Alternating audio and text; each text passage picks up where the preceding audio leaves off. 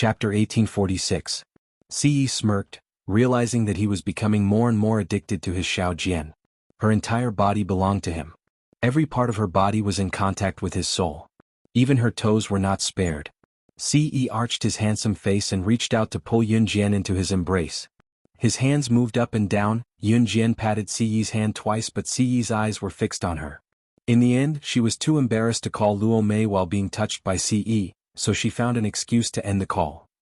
Yun Jian did not get out of bed for 3 days and 3 nights. Ce was like a beast that was about to starve to death now that he had tasted meat. It was the first time Yun Jian felt extreme soreness in her back. In spite of it, Yun Jian was still Yun Jian. Her stamina was incomparable to ordinary women. As they were heading to the hunting school on the 15th of November, Yun Jian stayed with Ce for a while longer. On the 14th of November, Yun Jian returned to Longmen City with Ce. Yun Jian was going to the hunting school for a year, so she returned to Longmen City today to visit her younger brother, Xiao Yunju, and the rest. Knowing that Yun Jian was going to the hunting school for a year, Ce did not say a word about it. In spite of it, Yun Jian knew that just like what her master had said, even if she did not bring him to the hunting school, he would go to the hunting school himself to look for her. The day before they went to the hunting school, Yun Jian and Ce went to Wuning Elementary School where Xiao Yunju and Duanli studied.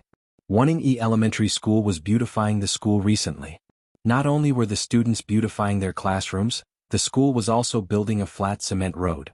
After Xiao Yunju and Duanli were done with their tasks, they strode with their short legs toward where Yun Jian and Ce were outside the school gate. Brother Ce, Sister Yun Jian.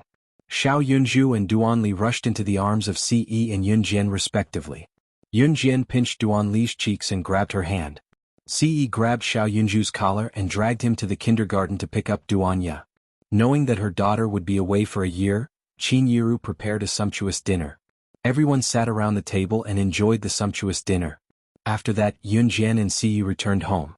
Ce used the excuse that Yun Jian was going to be away for a year and pressed Yun Jian down on the bed, the sofa, the door, the bathroom, after a round of suppression. Young men who had tasted meat were the fiercest. Yun Jian truly understood the meaning of this sentence.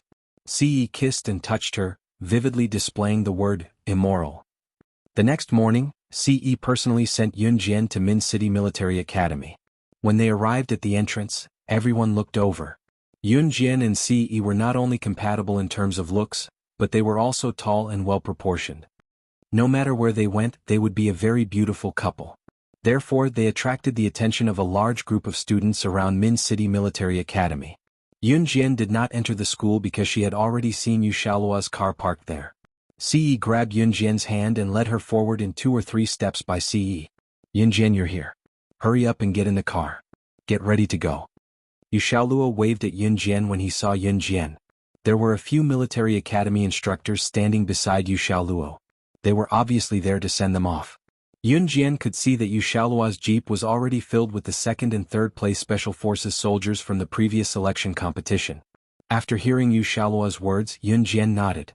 However, before Yun Jian could get into the car, Yu Shaoluo suddenly saw that there were red patches on Yun Jian's neck. He asked, Yun Jian, what happened to your neck?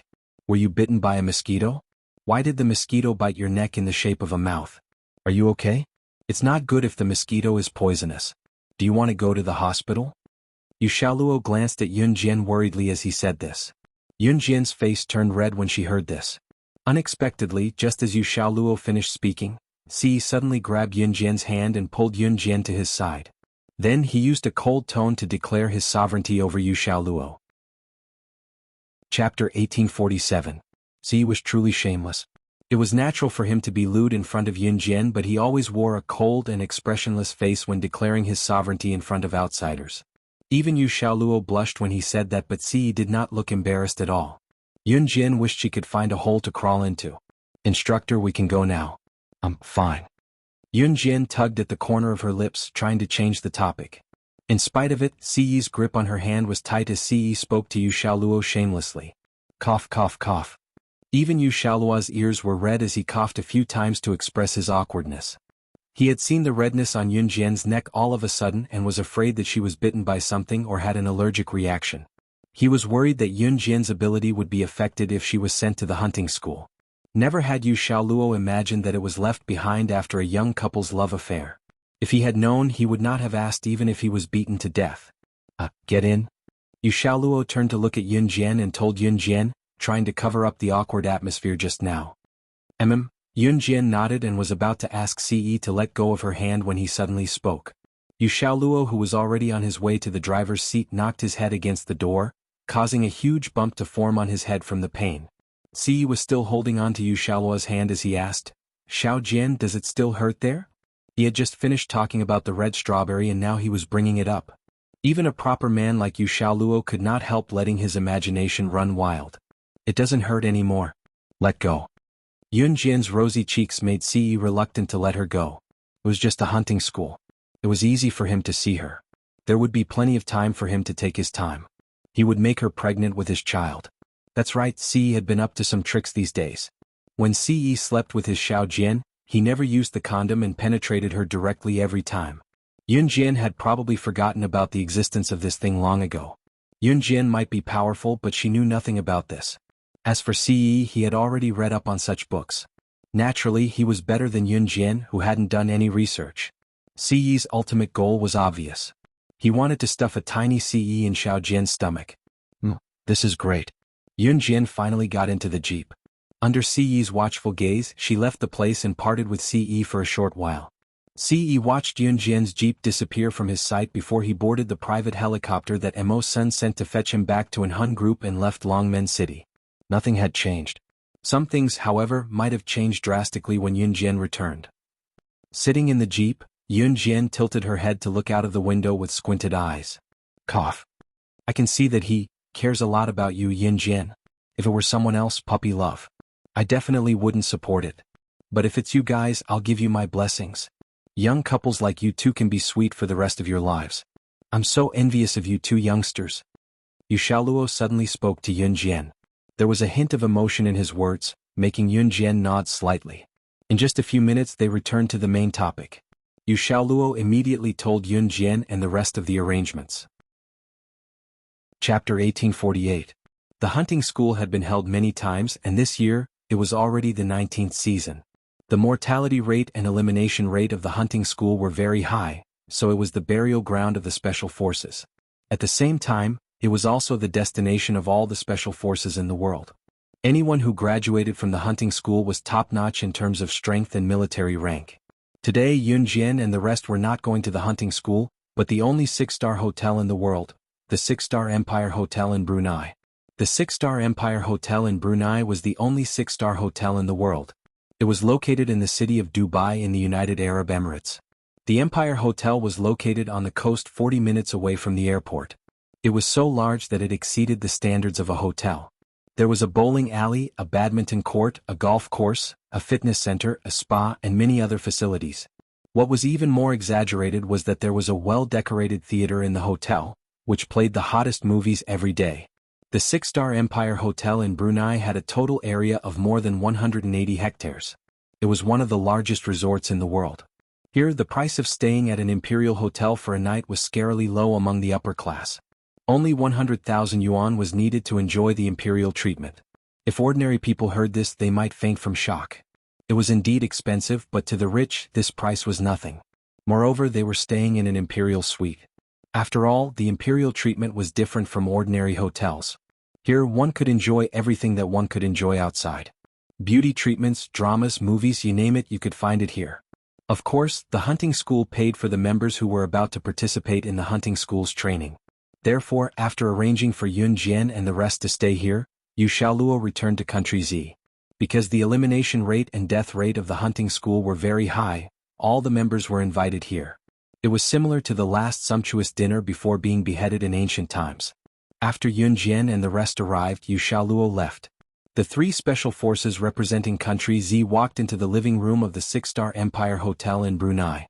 Just the living room alone was magnificent and luxurious.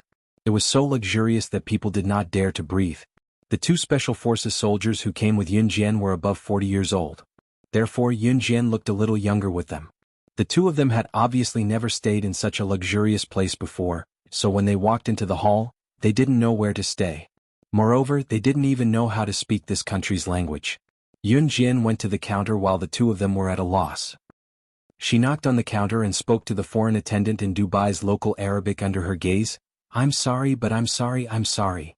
Hunting school members from Z country, 3 of them. Please check in. It was not Yun Jian's first time staying at the 6-star Empire Hotel in Brunei. She had been here a few times in her previous life, so she was not unfamiliar with the place. When the foreign waitress heard Yun Jian's words, she lowered her head at first. When she looked up at Yun Jian, she was shocked. The person who spoke was not from her country? This little kid was obviously a foreigner. How could he speak her country's language? She almost thought that this little kid was a citizen of her country when she heard his voice. And she was one of the Z country special forces that was about to participate in the hunting school? You can speak Arabic? The special forces soldier who was with Yun Jian exclaimed after hearing Yun Jian's words. Chapter 1849. The special forces soldier who asked Yun Jian was named Yang Chen. He was born in an ordinary family. Later he joined the army because of his good physique. He performed well in the army, and he was listed as a 2S wanted criminal with his comrades nearly 10 times. Later on he even participated in a mission to capture a 3S level wanted criminal, and he barely succeeded. When he was 35 years old, he took part in a special forces training. Although it was not as cruel as the training in the hunting school, it was still very experienced. Yang Chen was 41 years old this year. His strength was equal to his age. He was not old, but he was already one of the best in the army. Seeing that Yun Jian could speak Arabic in Dubai at such a young age, Yang Chen was naturally surprised. The hunting school was located in the tropical jungle of Venezuela. The language spoken in the hunting school was Venezuelan Spanish. Therefore, before coming here, Yang Chen and the other special forces soldier Ding Jianlin had been sent to learn Spanish in depth. But they did not learn Arabic in Dubai. The world's only 6-star Empire Hotel was located in Dubai, while the hunting school was located in Venezuela. They were 2 different countries and they spoke different languages. Yang Chen and Ding Jianlin did not expect to go to the 6-star Empire Hotel in Dubai before going to the hunting school, so they were not prepared at all. But they did not expect that Yun Jian could speak Arabic. But after being stunned for a short while, they reacted quickly. Yun Jian could win the first place in the preliminaries, and was valued by the leaders at such a young age. Her strength was definitely not bad, so it was not surprising that she could speak Arabic. Just when Yang Chen and Ding Jianlin were thinking about this, Yun Jian had taken their room cards from the front desk and handed them to Yang Chen and Ding Jianlin. Room cards. Yang Chen and Ding Jianlin took their room cards, feeling a little scared. The hunting school was famous for its inhumane devil training, and the 3 of them represented Z country to participate in the training. Their ultimate goal was to win glory for their country. Before entering the hunting school, of course they were scared. What were they scared of? They were scared that they could not win glory for their country. But how come Yun Jian was not scared at all? On the contrary, after giving their room cards to Yang Chen and Ding Jianlin, Yun Jian waved to Yang Chen and Ding Jianlin and turned to her main room. While walking, Yun Jian left them with a gorgeous back view and waved her hand. I will go first, make yourself at home. Yun Jian knew the terrain here like the back of her hand. Chen Yang and Ding Jianlin were surprised that Yun Jian could find where they lived without asking anyone. The 2 of them gulped. Fortunately, the hotel had a language exchange service for people from different countries. After asking around, the 2 of them found their respective rooms. On the other hand, Yun Jian wandered lazily between the luxurious buildings with her room card in hand and finally came to her room. This was a hotel room with imperial treatment. Here, just the toilet alone was bigger than an ordinary hotel room. There was also a living room, kitchen, upper and lower floors, as well as an observation deck, a hot spring, a swimming pool, and so on. Yun Jian took a quick shower in the bathroom and went downstairs to the shooting range. Here, the shooting range was not only about bows and arrows. The most popular shooting in Dubai was shooting with real guns. When Yun Jian walked in, she saw many people holding real guns in front of various targets, learning shooting under the guidance of coaches. People who lived in the 6-star Empire Hotel in Brunei were definitely rich.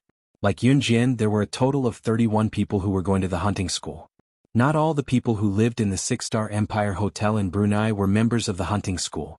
There were a lot of rich people living here, and Yun Jian and her group were just passing by. When Yun Jian walked in, she saw many young people who loved guns from different countries were using guns under the guidance of coaches. Yun Jian narrowed her eyes and walked lazily to a closed shooting room. The shooting room was the only room in the shooting range. It had been abandoned for more than a year and no one had entered it to shoot. That was because this was the VIP room that Yun Jian had reserved in her past life. Other than her slaying God, no one else could enter.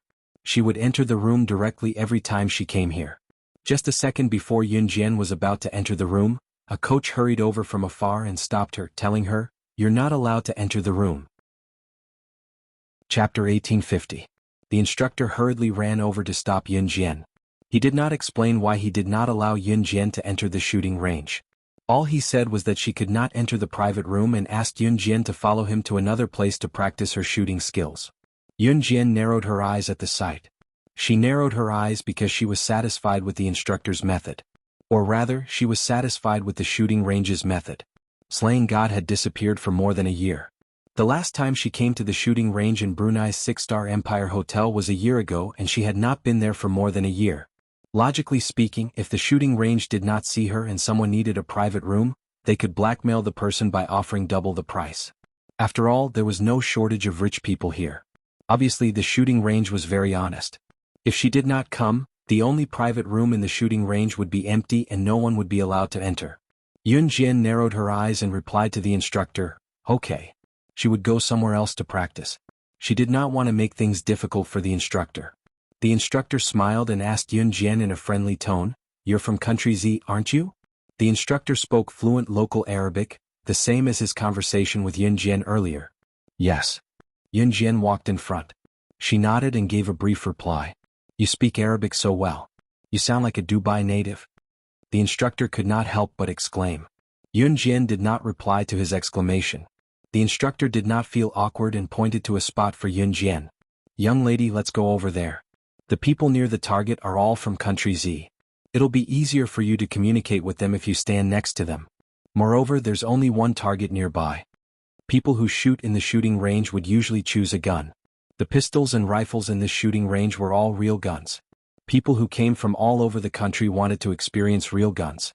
Therefore, the targets around them were already filled with people except for the one the instructor had mentioned. Yun Jian nodded with narrowed eyes. Seeing that Yun Jian was the same, the instructor brought Yun Jian over. There were a few young men in their 20s standing next to the target. These men were dressed in branded clothes and looked very cool. There were also a few young girls in their 20s standing beside them. They were all dressed in famous brands, and even their hands and necks were full of luxurious luxury goods. They were all from Z country and had been playing with guns under the instruction of their coach. At this moment, one of the more handsome young men was holding a pistol with both hands and shooting targets under the instruction of the coach. The other young men and girls watched the young man play with the gun. "Li Wei, you can do it. Show us how you hit the bullseye with your first shot." The young men and women next to him were shouting at the handsome young man who was holding a pistol and aiming it at the target with trembling hands. Hearing this shout, Yun Jian walked over. She could clearly see that the young man called Li Wei's hands were trembling. It was obvious that he wanted to stand out in front of a group of people, but he didn't have the confidence to hit the mark. The young man was called Shen Li Wei. Bang! The shot was fired in the end. Shen Li Wei's hand holding the pistol trembled. When a real gun fired a bullet, the sound of the gunshot was especially loud. The gun would also shake twice with the impulse of the shot. At this time, the person holding the gun had to hold the gun steady. Generally, people who played with guns would be shocked by the shot of the gun every time. This man called Shen Li Wei was no exception. His body trembled slightly. When playing with a real gun, the scariest thing was to hurt oneself. People who weren't familiar with guns would tremble because of fear. "Hit the bullseye." The instructor's voice sounded, making the man called Shen Li Wei heave a big sigh of relief. A few young people praised him from the side. "Wow. Although it's not the bullseye, it's his first time playing with a gun and he hit the bullseye. Our Li Wei is indeed a gun expert." Just when Shen Li Wei was enjoying the praise from the people around him, he and the people around him suddenly saw a petite and slender figure walking around the crowd. They saw Yun Jian standing on the target. She picked up the pistol on the table and loaded it without waiting for the instructor behind her to come over. She skillfully held the gun with one hand and fired 3 shots at the bullseye without even looking. The gunshot sounded again. Then, 10 bullseye. The instructor stood forward and opened his eyes wide. Under the shocked gaze of the group of young people, Yun Jian put down the gun and said to the instructor who followed her in horror. Chapter 1851. Generally, the effective range of a handgun was around 50 to 100 meters. Any further and it would not be accurate. Those who could pull out a gun and hit someone within 30 meters were sharpshooters. However, the maximum range of a handgun was far more than that. Of course, it was possible to use a handgun to shoot something beyond 100 meters. However, beyond 100 meters, it would be very difficult to shoot accurately. Therefore, the maximum range of a shooting gallery like this was usually around 50 to 100 meters. Any further and there would not be a place for people to continue shooting. After all, this was not a special forces training base. It was a place for tourists to experience shooting. However, normal tourists would have a certain degree of difficulty even if they were to shoot at a 20-meter target. Therefore, most of the targets around here were only 20 meters. After hearing Yun Jian's words and seeing Yun Jian's amazing shooting skills just now, 3 bullets were fired consecutively and all of them hit the bullseye. That was not all. She even said that she wanted the target to be adjusted to the furthest shooting range, because the maximum range of a gun was not just 100 meters. However, in a shooting gallery, the maximum range that could be adjusted was only 100 meters. 100 meters. Could she do it? Just now Yun Jian was speaking in Chinese. Therefore, the young people beside her who had just shot a bullseye as if they had won the world championship could understand what Yun Jian was saying. The coach also spoke Chinese. Naturally, he could understand. Therefore, when they heard Yun Jian's words, the young men and women, including the coaches around them, were all shocked. Young lady, are you sure? You really want to adjust the target to the maximum range? 100 meters? The coach was in disbelief. Hitting 3 bullseye within 20 meters. Yun Jian's result had already made everyone present exclaim. She was indeed amazing.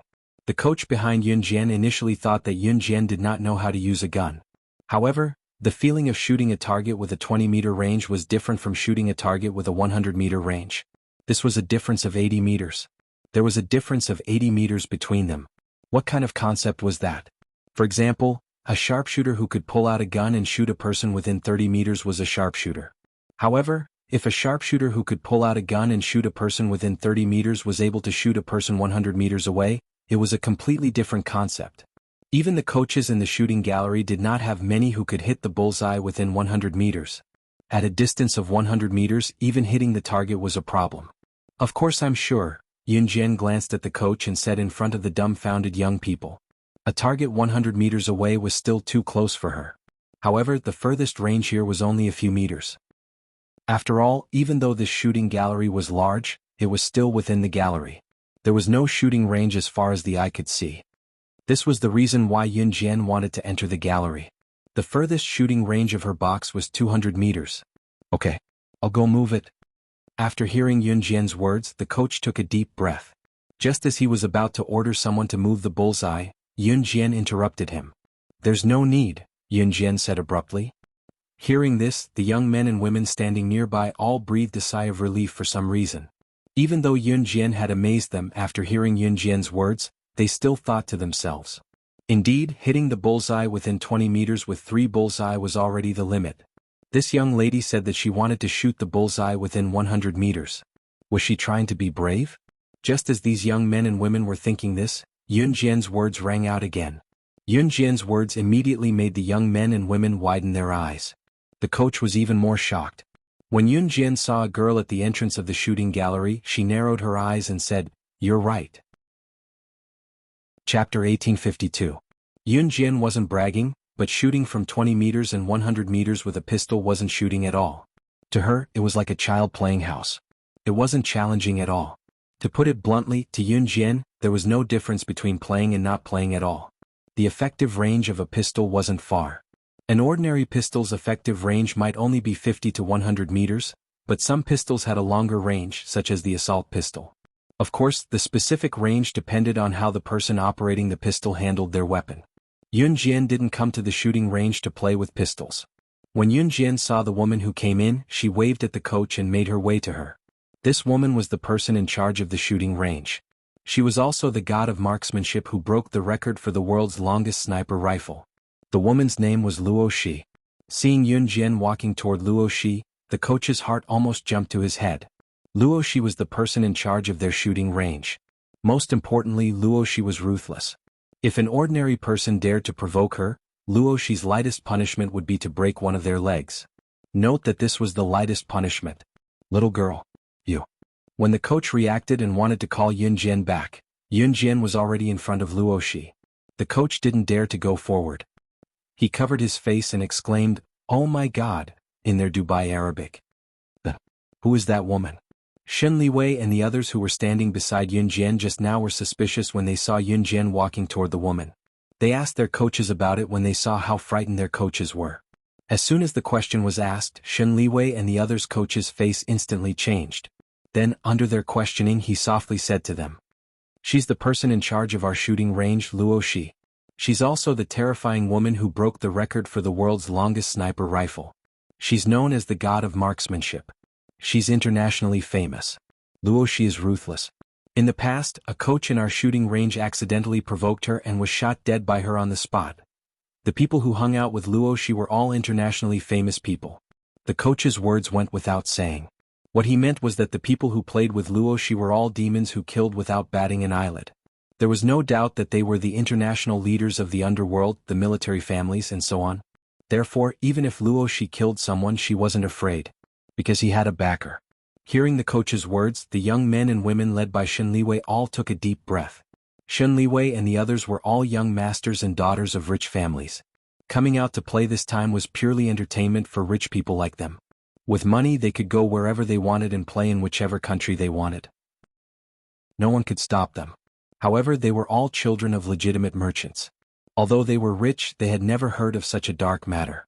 Thus, at this moment they were all a little flustered. At this moment, Yun Jian walked over to Luo Shi. She didn't treat Luo Shi with respect like the coach at all. On the contrary, Yun Jian walked directly behind Luo Shi. Before Luo Shi could react, she walked behind Luo Shi and knocked her on the head with a chestnut. This action. The coaches in the distance, including Shen Liwei and the others, were all shocked. Someone was about to be shot to death for provoking Luo Shi verbally, yet Yun Jian dared to go over and hit the girl's head with a chestnut. Did she want to die? Everyone was scared half to death. However, they saw that Yun Jian had said something. After Luo Shi reacted, not only did she not shoot Yun Jian in anger, Luo Shi instead widened her eyes and looked at Yun Jian. Chapter 1853. Luo Shi turned around under everyone's gaze. Then, just as everyone thought that Luo Shi had been knocked on the head by Yun Jian and was about to fly into a rage, Luo Shi suddenly turned around and gave Yun Jian a bashful smile. The instructors, Shen Liwei and the others in the distance, were shocked again. Especially Shen Liwei and the others. Wasn't Luo Shi, who was known as the god of guns, a terrifying woman? She had even shot a coach to death because he had annoyed her. Then shouldn't Luo Shi be an extremely terrifying existence? Just now, Yun Jian had given Luo Shi a chestnut with her hand when she walked over, rapping the girl's head hard. Even if a normal person was standing there, if someone suddenly walked behind them and hit them hard on the head, they would feel uncomfortable. Not to mention a terrifying woman like Luo Shi. If the coach were to do what Yun Jian had just done, he would probably be so dead that not even his bones could be found. But after Yun Jian knocked on Luo Shi's head, she said something, and Luo Shi actually turned around and smiled shyly at Yun Jian. This action made Shen Liwei and the other instructors who were standing in place open their mouths. Even some of the instructors who didn't know what was going on, opened their mouths wide when they saw this scene. Perhaps tourists like Shen Liwei didn't know how terrifying Luo Shi was, but how could the instructors not know? How terrifying was Luo Shi? The instructors didn't know how to describe this woman's terror with words. However, just when the crowd thought that this was already the most shocking scene they had seen, in the next breath, an even more shocking turn of events occurred. After Luo Shi saw Yun Jian, she smiled shyly. Not only did her unchanging cold face turn into a smile, but she also opened her arms and was about to hug Yun Jian. Luo Shi was already in her 30s, but she looked like she was only in her 20s. Her skin was well maintained, and if she dressed up, no one would doubt that she was in her teens. Similarly, Luo Shi always had a straight face in front of everyone. She never smiled or joked with others. But today, Luo Shi's actions not only overturned everyone's understanding of her, but also made all the coaches go crazy. She actually reached out to Yun Jian and hugged her. Not far away, a coach raised his glasses, craned his neck, and said in an English pronunciation that everyone present could understand, somewhat incredulously, "Oh my God, this can't be real, right?" Luo Shi's strength was outstanding, which was a stark contrast to her cold personality. She didn't like to get close to people. She never hugged anyone and only focused on shooting. For someone like her, she had dedicated her entire life to learning how to shoot. That was why she was able to break the record for the longest shooting range of a sniper rifle. She was also known as the god of shooting. This was probably the reason why Luo Shi was still single. As long as a person abandoned everything to learn something because he or she liked it, as long as this person wasn't stupid, most people would achieve more or less. In everyone's eyes, Luo Shi was such a cold and isolated person. But today she actually took the initiative to hug a girl? Just when everyone thought that Yun Jian and Luo Shi were going to hug each other, Yun Jian's expression changed. What happened next was even more shocking. Most people would be overjoyed if a woman like Luo Shi, who had such high achievements and terrifying strength, took the initiative to hug anyone. But when Luo Shi was about to hug her, Yun Jian reached out and stopped Luo Shi from pouncing on her. She gave Luo Shi a smile in front of everyone and said something that everyone thought was suicidal. Chapter 1854. Throw. This little girl actually dared to say that she would throw Luo Shi into the manure pit again? It was obvious that Yun Jian and Luo Shi were old acquaintances. Could it be that Luo Shi had been thrown into the manure pit by Yun Jian before? Luo Shi, the person in charge of the shooting range of the 6-star Empire Hotel in Brunei, who once broke the world record for the longest range of a sniper rifle, and who was followed by a group of people who were not international leaders, world leaders, or business politicians. She was actually thrown into the manure pit by a little girl. At this moment, not only were the instructors in the distance staring in disbelief, but even Xin Liwei and the group of young people standing next to them, as well as the foreigners around them who could understand Yun Jian's words, were all stunned on the spot. Obviously, Luo Shi's identity was not ordinary. At least many people present knew her.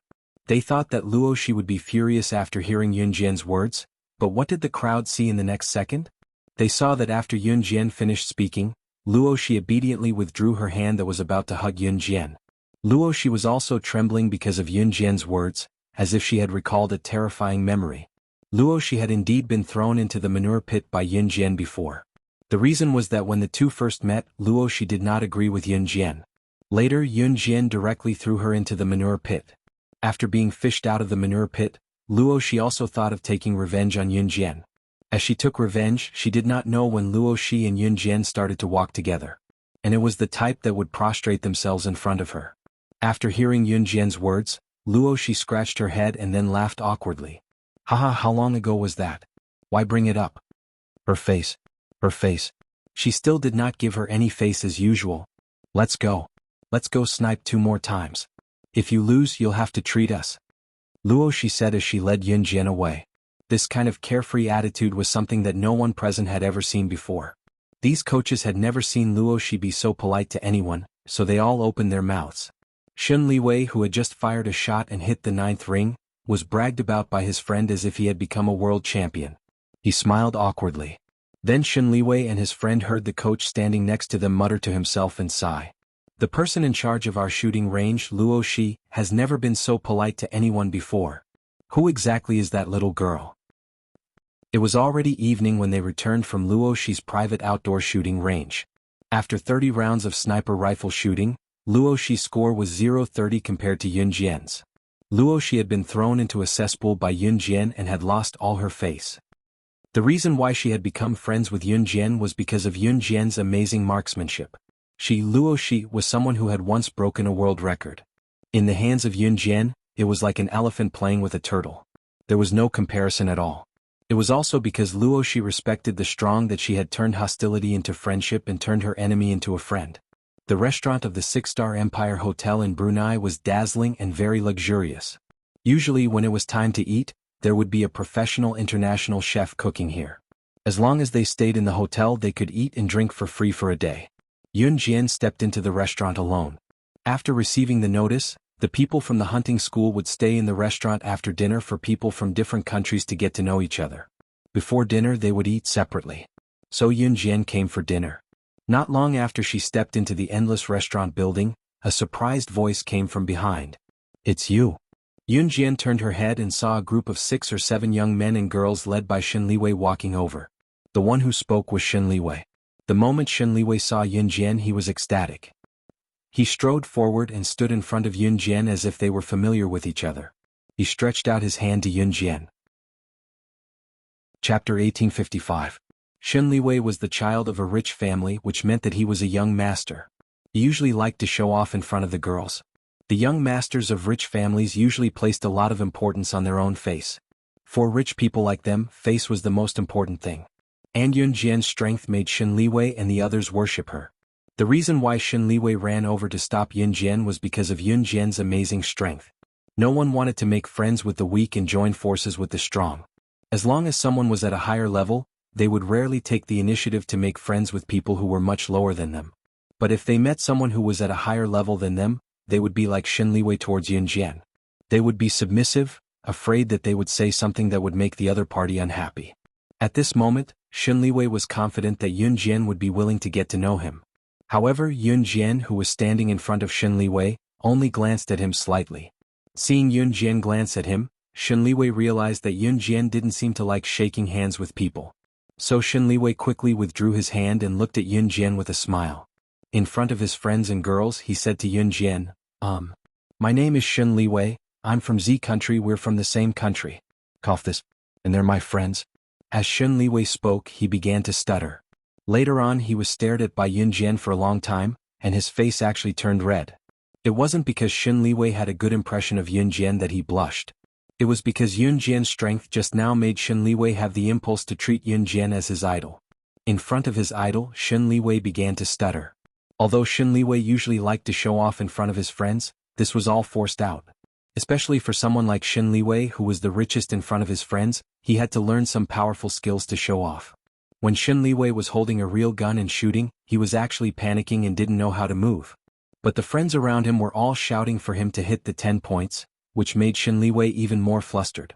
When he hit the 9th ring, Liwei Shen heaved a sigh of relief, and then felt a little smug. This was a normal reaction for young people. For example, in school, if you were to get first place in an exam, you would probably have to look at your classmates with your nose in the air. When he saw Yun Jian just now, Shen Liwei felt as if he had seen his idol. He saw what he wanted to be like. Therefore, when he saw Yun Jian in the restaurant, Shen Liwei ran over without thinking and called out to Yun Jian. Yun Jian raised her eyes slightly to glance at Shen Liwei, then moved her feet. Just as she was about to walk towards the dining hall, a young girl in her early 20s standing beside Shen Liwei shouted at Yun Jian. You're amazing. So can you teach us how to shoot? We will be grateful to you. If you don't want it, you can name a price. We can afford it. Ameng Tian Tian. Shen Liwei wasn't the only one who thought so. The few people standing beside him also thought so. Yun Jian was so powerful. If they could get Yun Jian to teach them her skills, wouldn't they become super powerful people when they returned? Shen Liwei and Meng Tian trembled with excitement just thinking about this. Yun Jian narrowed her eyes. Before Yun Jian could say anything, a burst of laughter sounded again. After the laughter fell, the owner of the laughter appeared. You bunch of brats still want to be her disciple? Don't even think about it. She has never accepted a disciple before. The owner of the laughter was Luo Shi. Luo Shi strolled over from not far away and happened to hear the conversation between Shen Liwei and Meng Tian, so she couldn't help but speak up. Seeing that it was Luo Shi, Shen Liwei, Meng Tian, and the others were slightly stunned and took 2 steps back. Seeing this, Luo Shi didn't feel that there was anything wrong. She glanced at Yun Jian, who had her hands in her pockets lazily, and continued to speak to Shen Liwei and Meng Tian. Not to mention you guys, even I was rejected when I wanted to be her disciple. Speaking up to this point, Luo Shi first clutched her chest and showed a sad expression. After a while, Luo Shi turned her head to look at Meng Tian and said to her, Little girl, no matter how rich your family is, it's impossible to be her disciple. Do you know how many people beg to be her disciple? Not to mention the international big shots fighting to be her disciple. Chapter 1856. As soon as Luo Shi said that, Meng Tian, the girl who had asked Yun Jian to name a price to learn Yun Jian's skills, was dumbfounded. You're saying, someone converted $5 billion into cash and hired nearly 100 trucks to load the cash onto them and send it to her to be her disciple? Luo Shi's words made Shen Liwei's jaw drop. Disbelief was written all over his face, but Shen Liwei still blurted out the seemingly impossible words with a shudder. Meng Tian was stunned as well. She had just asked Yun Jian to name a price. Her family did not have that much money. That's right. The scene back then was sensational. I've never seen such a sensational scene in my life. The money was like a drizzle falling from the sky. As long as she agreed, it was all hers. In the end, the person loaded the money onto nearly 100 trucks and sent it to her personally, scaring the neighbors. All she had to do was say, how little, how embarrassing. Throw it out, and all the money was sent back. Luo Shi clicked her tongue as she recalled hearing Yun Jian reject someone who had offered $5 billion to be her disciple. These words caused Xunli and Meng Tiantian to be stunned. The expressions on their faces changed from their mouths to their mouths wide open, then closing them again. They were so shocked that their eyes were wide open, like fish spitting bubbles in the water. That's why, if she takes anyone as her disciple in this lifetime, I'll immediately acknowledge that disciple as my master. I'll treat her like an ancestor and serve her. I'll have no complaints. If you spout nonsense, Luoshi will be struck by lightning and die a horrible death. Luoshi was certain that Yun Jian would never take in a disciple in this lifetime. There were so many good seedlings in the world, but Yun Jian did not even spare them a glance. She did not even bat an eye when someone sent nearly 100 trucks worth of cash to Yun Jian. She would take in a disciple? Bullsh*t. Even if the sky fell, it would not be possible. Country Zhe province's Longmen City welcomes you. Since Luoshi had boasted so much, Yun Jian would feel embarrassed if she didn't say anything. Just as Luoshi was talking with relish, Yun Jian's voice came faintly, which made Luoshi suddenly stunned. What do you mean by that? Luoshi suddenly had a bad feeling.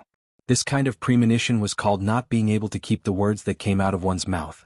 One had to pay the price for one's words. My disciple, Zhang Xiaofeng from Zhe province's Longmen City, a student of Longmen City No. 1 High School. He's also the ancestor you're supposed to serve. Yun Jian's words suddenly rang out. Her tone was flat, but it stirred up the emotions of Luoshi and everyone present. Yun Jian had already accepted a disciple?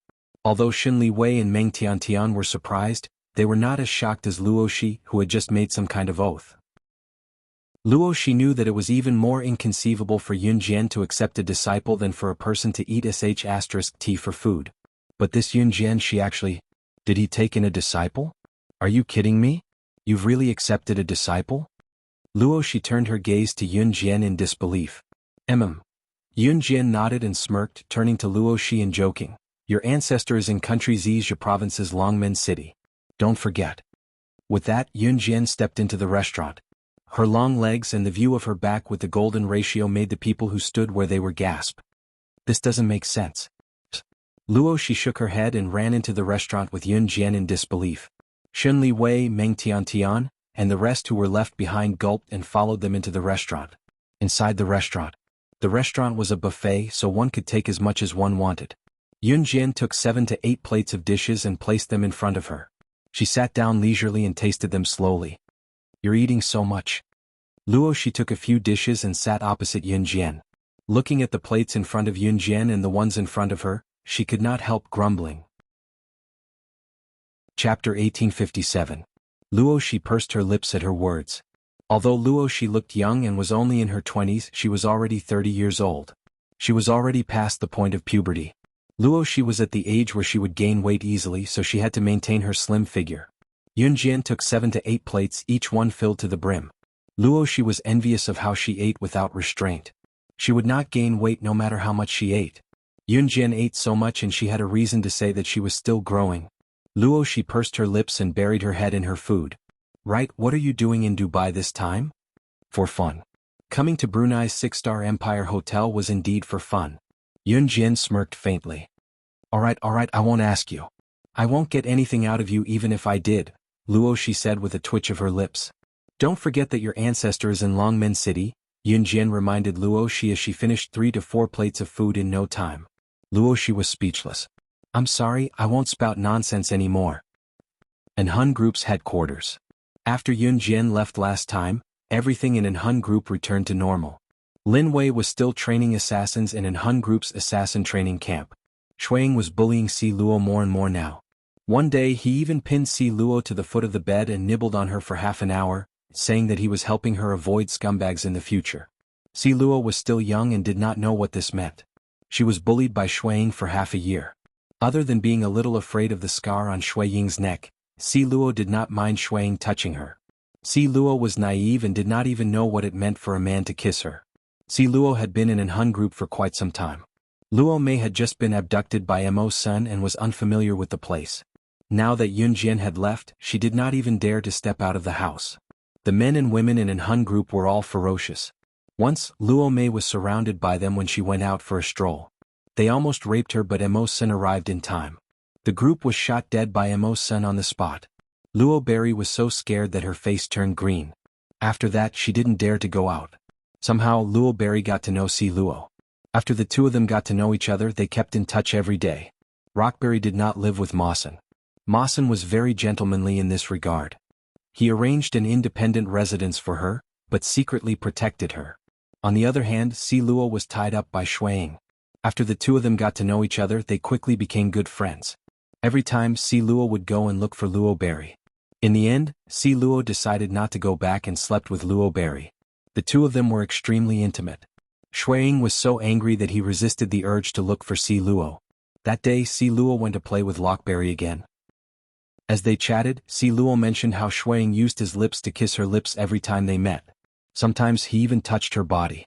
Si Luo was as innocent as a child, and because no one had told her about this since she was young, she had no idea what Shuiying was trying to do. However, Luo Mei's expression changed after hearing Si Luo's words. What? He actually treated you like that? You're a girl. If other people find out about this, how are you going to get married? Luo Mei's words made Si Luo's innocent heart skip a beat. Huh. Then what should I do? Sister Luo Mei, can I sleep with you from now on? Si Luo panicked and stared at Luo Mei. Of course you can. I never thought that there would be such a shameless man in this world.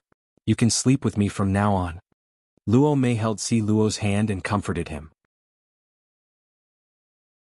Chapter 1858. Once he reached Mo Sen, Shuiying went straight to the point. The woman you brought back kidnapped my woman. What's going on? Mo Sen glanced at Shuiying. At that moment, Luo Berry was comforting Si Luo. Si Luo said that Shuiying wanted to do intimate things with her every day, so Luo Berry understood that Shuiying was forcing Si Luo to do intimate things. It was Luo Berry's first time hearing about this. She blushed at the mention of it, but she still told Si Luo what she knew. Did you guys use any protection? What protection? Si Luo had no idea that Luo Berry had misunderstood that Shuiying was already having sex with her, so she asked in a silly manner. Of course not. That's too much. What if you get pregnant? Luo Berry said angrily. What's pregnant? Si Luo asked innocently. It means that you have a baby in your stomach. Luo Berry explained. Then what should I do? Si Luo's face turned green. 30 minutes later, Shuiying brought Mo Sen to Luo Berry's place. What he saw was his wife crying on Luo Berry's body. Si Luo's eyes were red and swollen when he looked up at Shuiying.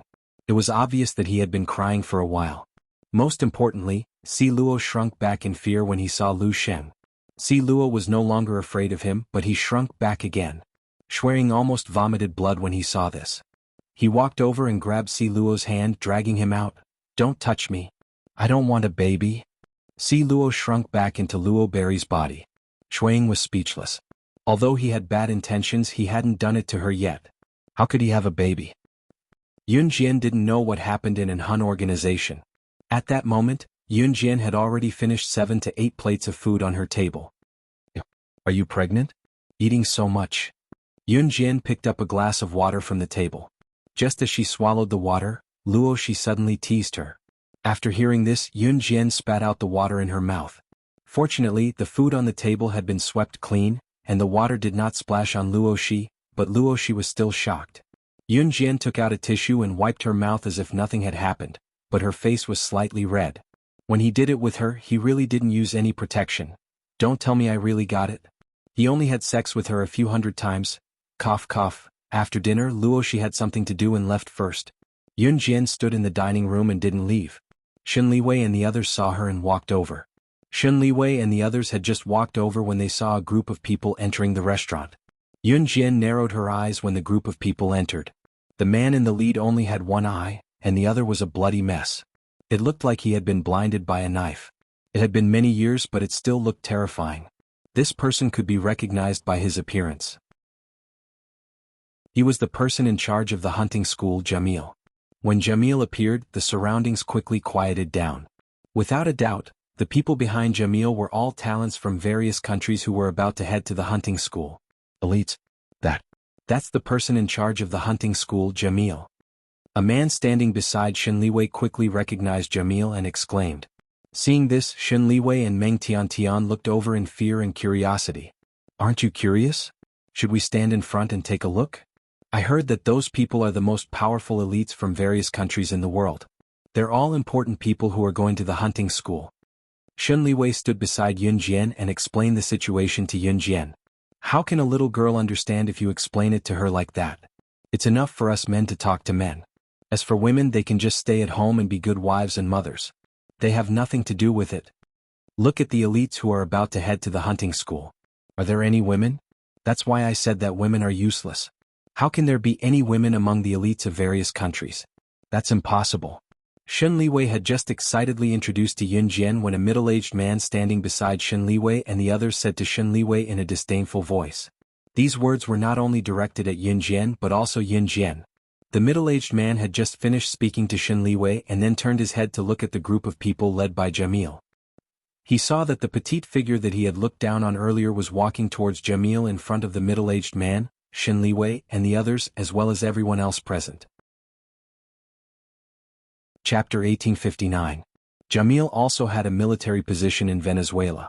The hunting school was not an invisible school, but a school that trained the best students carefully selected from various countries. But the biggest difference between the hunting school and the general military school was that the hunting school was known as the world-famous devil training. And entering the hunting school required signing a life and death agreement, because the death rate in the hunting school was extremely high. Any accidental casualties would be borne by their own country or the person. The hunting school was also a military school, so there was nothing wrong with Yun Jian using the military way to ask to join the team. Return to the team immediately. Jamil just glanced at Yun Jian, a little surprised that there was a girl in this year's hunting school. But Jamil did not pay much attention to Yun Jian. Although Yun Jian was beautiful, in Jamil's eyes, strength was the absolute truth. Without the support of strength, no matter how beautiful she was, Jamil would not think that she was powerful. Yun Jian stood with the group beside Jamil under everyone's gaze. Yun Jian, you just arrived? Qin Yang and Ding Jianlin, who had already joined the team, looked at Yun Jian and asked. Yun Jian replied, I was eating in the restaurant just now. Then there was no sound. However, Shun Liwei Meng Tiantian, the middle-aged man who had rudely said that women were useless, and everyone in the restaurant who had been watching the situation from afar, were all stunned. Yun Jian was a little girl from Z country, and Qin Yang and Ding Jianlin were no doubt special forces from Z country. Since the two of them had greeted Yun Jian, then Yun Jian must have come from Z country to participate in the hunting school training with the two of them. Shun Liwei and Meng Tiantian stared with wide eyes, their faces full of shock. No wonder. Yun Jian's marksmanship was so good before. So she was an elite going to the hunting school.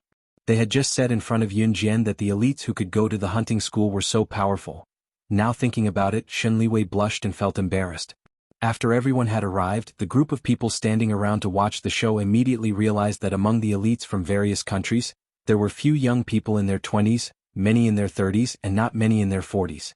But coming and going, all of them were men. Yun Jian was the only teenager who was a young girl. Looking from afar, Yun Jian's beautiful and slender figure was especially outstanding.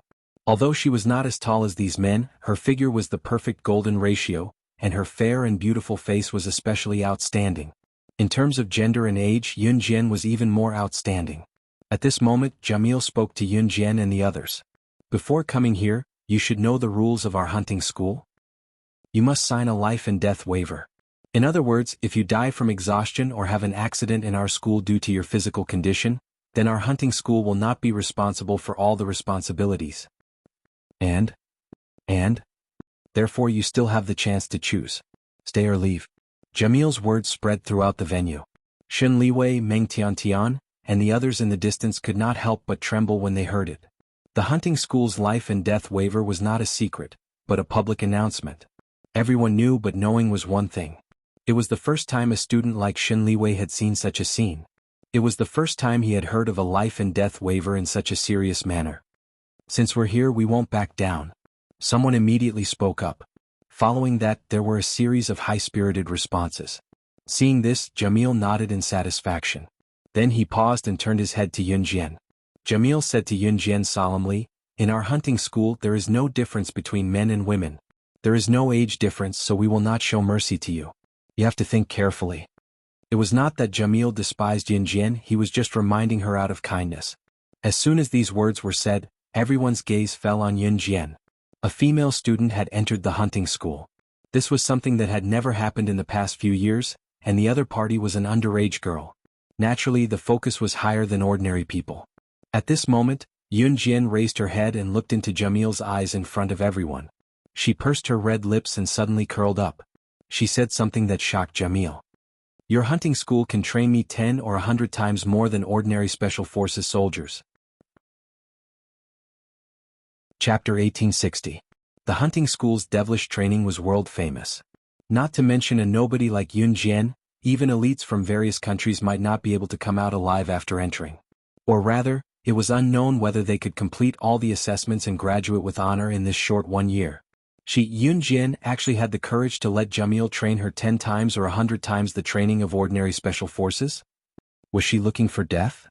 Little girl, don't you know what kind of place the hunting school is? Standing not far from Yun Jian, a fat and strong foreign man with strong abdominal muscles raised his hand, said to Yun Jian in English contemptuously.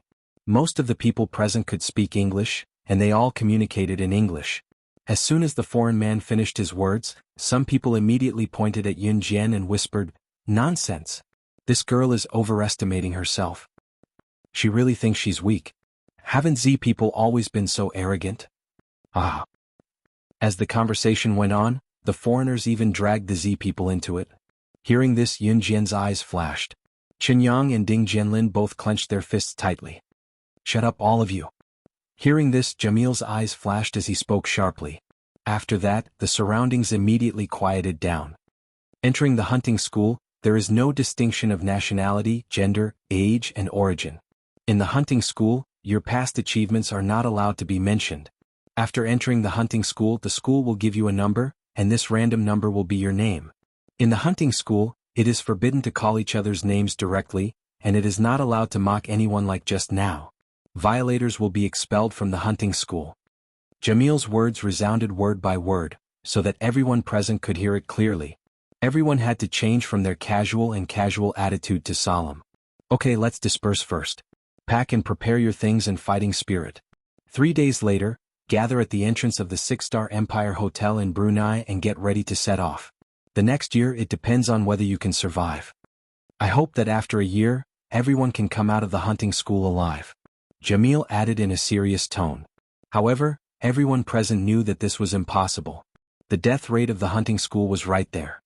No matter how powerful the hunting school was, there would always be sacrifices. As for the path of the strong, if there were no sacrifices, how could it be paved into a wide road for the victors? In Hun's headquarters. Just as Shuang was about to drag Si Luo away, Si Luo suddenly said, "Don't touch me, sob sob, I don't want to have a baby, sob sob sob." This made Shuang, who had always been against Si Luo and Luo Berry playing together every day and even sleeping together, speechless. When had he ever done anything to her that would make her pregnant? This is a lawful society. Even if this isn't country Z, you can't treat Si Luo like this. She's very pitiful, just like a child. Don't bully her just because she doesn't know anything. You're committing a crime.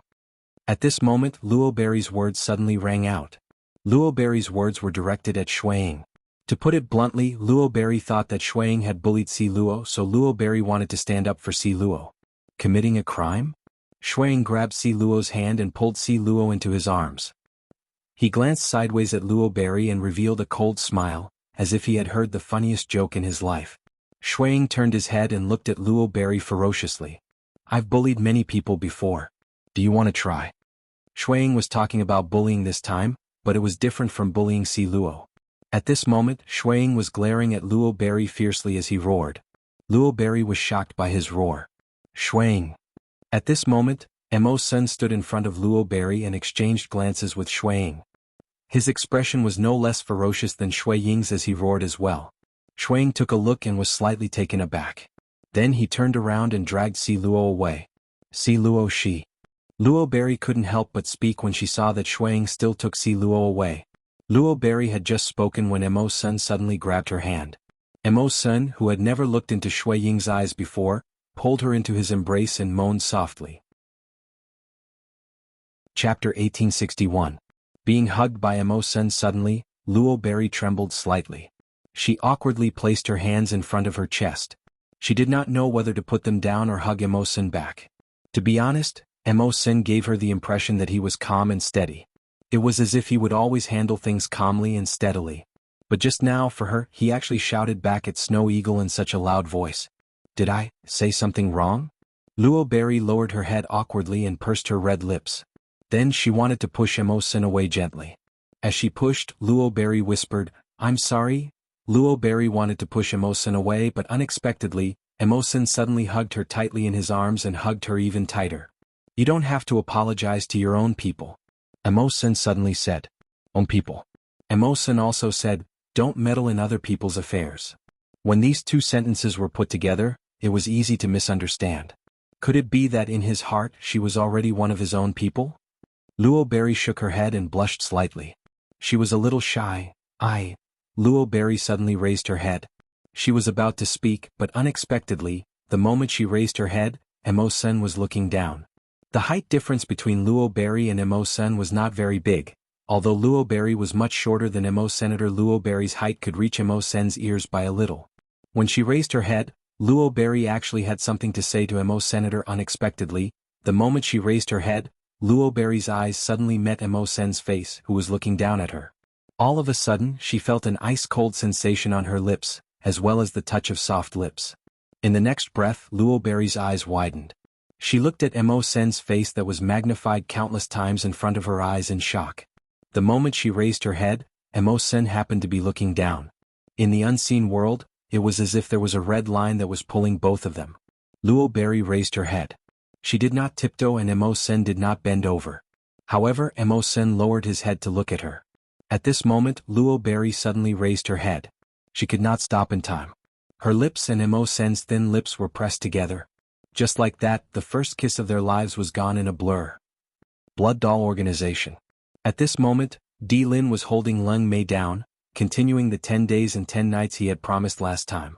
He was working towards 100 days and 100 nights. "Leader, my waist, I can't take it anymore, I'm so thirsty. I want to go to the kitchen and get a glass of water. Is that okay?" Lung Mei was being pressed onto the floor by Di Lin. Lung Mei held Di Lin with both hands and wanted to move towards the bed. After a while, Lung Mei leaned against the side of the bed and was pinned down by Di Lin. Hearing Lung Mei's words, Di Lin was even more annoyed. "Go to the kitchen and get a glass of water? And then left me?" This caused Lung Mei to scream continuously. An hour later, Lung Mei lay on Di Lin's chest. She pouted, thinking about how to escape from Di Lin. Although her Di Lin had confessed to her, this made Lung Mei very happy. But after being captured these few days, she was pressed onto the bed by Di Lin every day to do naughty things. Her waist was about to break. "I miss playing mahjong with Qingyu and Gunyenji. She won every round and could make Qingyu and Gunyenji wash her clothes every time. What are you thinking about?" Di Lin asked when he saw Lung Mei spacing out. Lung Mei looked afar, not realizing that her leader was asking her something. She opened her red lips and blurted out the words in her heart. Chapter 1862. Lung Mei's words were blurted out without any consideration at all. To be honest, at this moment, Lung Mei did not even consider who was lying beside her. Her divine sense had already flown off to God knows where. Di Lin was speechless. Did she just call him a beast? The pitiful thing was that Lung Mei didn't realize that Di Lin had already heard her inner monologue. Lung Mei's mind was still somewhere else. Her thoughts had already flown off somewhere. "Mahjong or chief, which one should I choose?" Di Lin held back his anger and asked Lung Mei, who was in a daze and would spit out whatever was on her mind. If she dared to choose mahjong, he would let her try. He would make sure that she would die of exhaustion in bed. "Of course it's mahjong. Mahjong is so fun. With chief it's either that or that. I'm exhausted," Lung Mei said loudly without thinking. As soon as he finished speaking, Lung Mei suddenly reacted. She seemed to be lying on top of a warm body. Turning around, Lung Mei suddenly met Di Lin's handsome face. Lung Mei seemed to be shocked. She suddenly looked at Di Lin in a daze and wanted to stand up. "Chief, I'm not leaving you. I just want to play mahjong." Di Lin suddenly grabbed Lung Mei and pinned her on the bed. A second before he kissed her, he said fiercely, "Don't even think about it." Endless lust, and the day was still long. 6-Star Empire Hotel, Brunei. There was a place in Brunei's 6-Star Empire Hotel where one could admire the sunset. The sunset here was very beautiful. The endless sea, coupled with the glow of the sunset, was beautiful beyond compare. After dinner, most guests of Brunei's 6-Star Empire Hotel would walk around there. Because of the beautiful scenery and the beautiful people, there were many people walking around. After dinner, Yun Jian followed the crowd here. Luo she had her own matters to attend to, so she left first. When Yun Jian arrived, she saw a few foreigners not far away. These foreigners were the ones who said that Yun Jian was overestimating herself in front of Jamil and that Z people were always so arrogant. Yun Jian's deep eyes glinted at the sight of it. Phew. So you're here to enjoy the sunset as well? We heard that the sunset at Brunei Hotel is especially beautiful, so we came here too. Shun Li and Meng Tiantian were not surprised to see Yun Jian again. Meng Tiantian also restrained her young mistemper and didn't say much. In fact, Meng Tiantian didn't target Yun Jian from the beginning. She only asked Yun Jian to accept her as a disciple because she was rich and could buy anything in the world. However, after the previous incidents, Meng Tiantian no longer spoke. What a coincidence. As the night breeze blew, it was slightly chilly by the sea. Yun Jian tucked her hair behind her ears and did not ignore Shen Liwei and the others this time, greeting them instead. Yee. Shen Liwei and the others laughed. Yo. My Dan, isn't this the girl from Z country? At this moment, the foreigners who said that Yun Jian was overestimating herself in front of Jamil and that Z people were always so arrogant walked towards Yun Jian. After a while, these people surrounded Yun Jian. The strong man who said that Z people were always arrogant and was called my Dan surrounded Yun Jian and looked at Yun Jian with a mocking gaze. Little girl from Z country, listen up. If you know what's good for you, you'd better leave the hunting school yourself. Otherwise, I can't guarantee that you'll be able to leave the hunting school alive. My Dan saw that there were only a few kids around, so he threatened Yun Jian. Yun Jian looked into my Dan's eyes. She smiled coldly and suddenly slapped my Dan's face. Facing Yun Jian's sudden slap, my Dan didn't have time to react. By the time these people reacted, Yun Jian was already a few meters away. Chapter 1863. My Dan, who was slapped by Yun Jian, heard Yun Jian's words. His deep pupils shrunk slightly. My Dan was not an ordinary person after all. He quickly returned to normal and glared fiercely at Yun Jian. Just then, a streak of bright red blood flowed out of my Dan's mouth. It was because Yun Jian's slap was too strong and had hit a vital part of his body. My Dan, are you all right? The few men standing beside my Dan looked at my Dan worriedly. My Dan only waved his hand lightly to show that he was fine. After all, he was someone who had seen many things. My Dan strode forward and exchanged glances with Yun Jian. Although he did not join his friends to surround Yun Jian like before, he still spoke arrogantly to Yun Jian. Little girl, you have some guts. Then let's see who's better in the hunting school. After saying that, my Dan snorted and left with his people with a sullen face. From the reactions of my Dan and his people just now, including the hunting school, which was isolated from the rest of the world and had to sign a life and death agreement before entering. Even if no one said it out loud, if one were to unfortunately die after entering the hunting school, it would be hard to say whether it was man-made or a real unfortunate death. Yun Jian, are you all right? Shun Liwei saw that my Dan had left and asked Yun Jian worriedly. Do I look like someone who's not all right? Yun Jian glanced sideways at Shun Liwei. Which country are they from? This is too brazen, this is too much. Don't tell me they're going to do something to you in the hunting school? Even a rich young lady like Meng Tiantian realized it. She looked at Yun Jian fearfully and said in disbelief. To Meng Tiantian, who had been protected by her parents since she was young, what happened just now was beyond her imagination and tolerance. Yes. Yun Jian did not beat around the bush. Huh. Then what should we do? Meng Tiantian looked at Yun Jian and asked hesitantly, will you die? I won't. This time Yun Jian's reply was very straightforward. After she finished speaking, Yun Jian tilted her head slightly and gave a cold smile. She took a big step forward and tilted her body slightly to cast a sidelong glance at Meng Tiantian. The corners of Yun Jian's mouth curled up at just the right moment. She said coldly to Meng Tiantian and looked straight ahead, as if she already had a plan. That level of strength can't even be considered a threat. Those who are weaker than their opponents would never expose their killing intent in front of their opponents, allowing them to be on guard. He's not qualified. After that, Yun Jian didn't say goodbye to Meng Tiantian and Shen Liwei. She left the noisy seaside and walked towards a secluded path. They walked along the serene path by the sea. It was a spacious sea just now, but now it was a serene coastal path. Yun Jian enjoyed the sea breeze very much. The wind at night was chilly, but it gave people a dark and natural feeling. Whoosh! At the moment when there was no one around, Yun Jian suddenly felt danger coming towards her. She bent down reflexively and stood up straight sideways. She dodged the sudden attack of 3 knives as fast as she could. Yun Jian's eyes darkened. After she dodged the attack of the 3 knives, her eyes had already scanned the distance and saw a black-robed figure running towards the seaside where Shen Liwei and Meng Tiantian were. Black robe? Mysterious person? Yun Jian's pupils shrank. She chased after the black-robed figure. Hey, isn't that Yun Jian? She seems to be chasing someone? Shen Liwei and the others who were standing in the same place just now didn't leave. Shen Liwei and the others were slightly surprised when they saw Yun Jian chasing after a black-robed figure with a mask on his face and only a pair of eyes exposed. At this moment, Yun Jian had already somersaulted over the black-robed figure and neatly arrived in front of the black-robed figure. She kicked the black-robed figure in the abdomen and kicked him to the ground. Then she strode forward and stomped on the black-robed figure's abdomen in front of everyone. Chapter 1864. Yun Jian couldn't tell whether the man in the black robe was the mysterious man or not. But Yun Jian could judge one thing. How could the mysterious man expose himself to her so easily? And the mysterious man's men were all dressed in black robes, just like the mysterious man.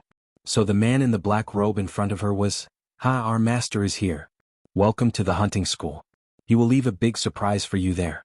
The man in the black robe was also wearing a black mask, revealing only a pair of eyes. Looking at the man's eyes, Yun Jian could see that he was expressionless when he spoke. As soon as the man in the black robe finished speaking, Yun Jian frowned slightly and said, "Puppet."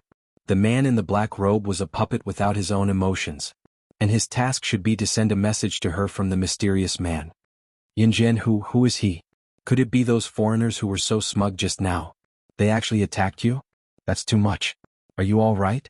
Shen Liwei and the others saw this and hurried over from a distance. There were many people around the beach, most of whom came for a walk after dinner. Yun Jian's eyes were sharp for a while.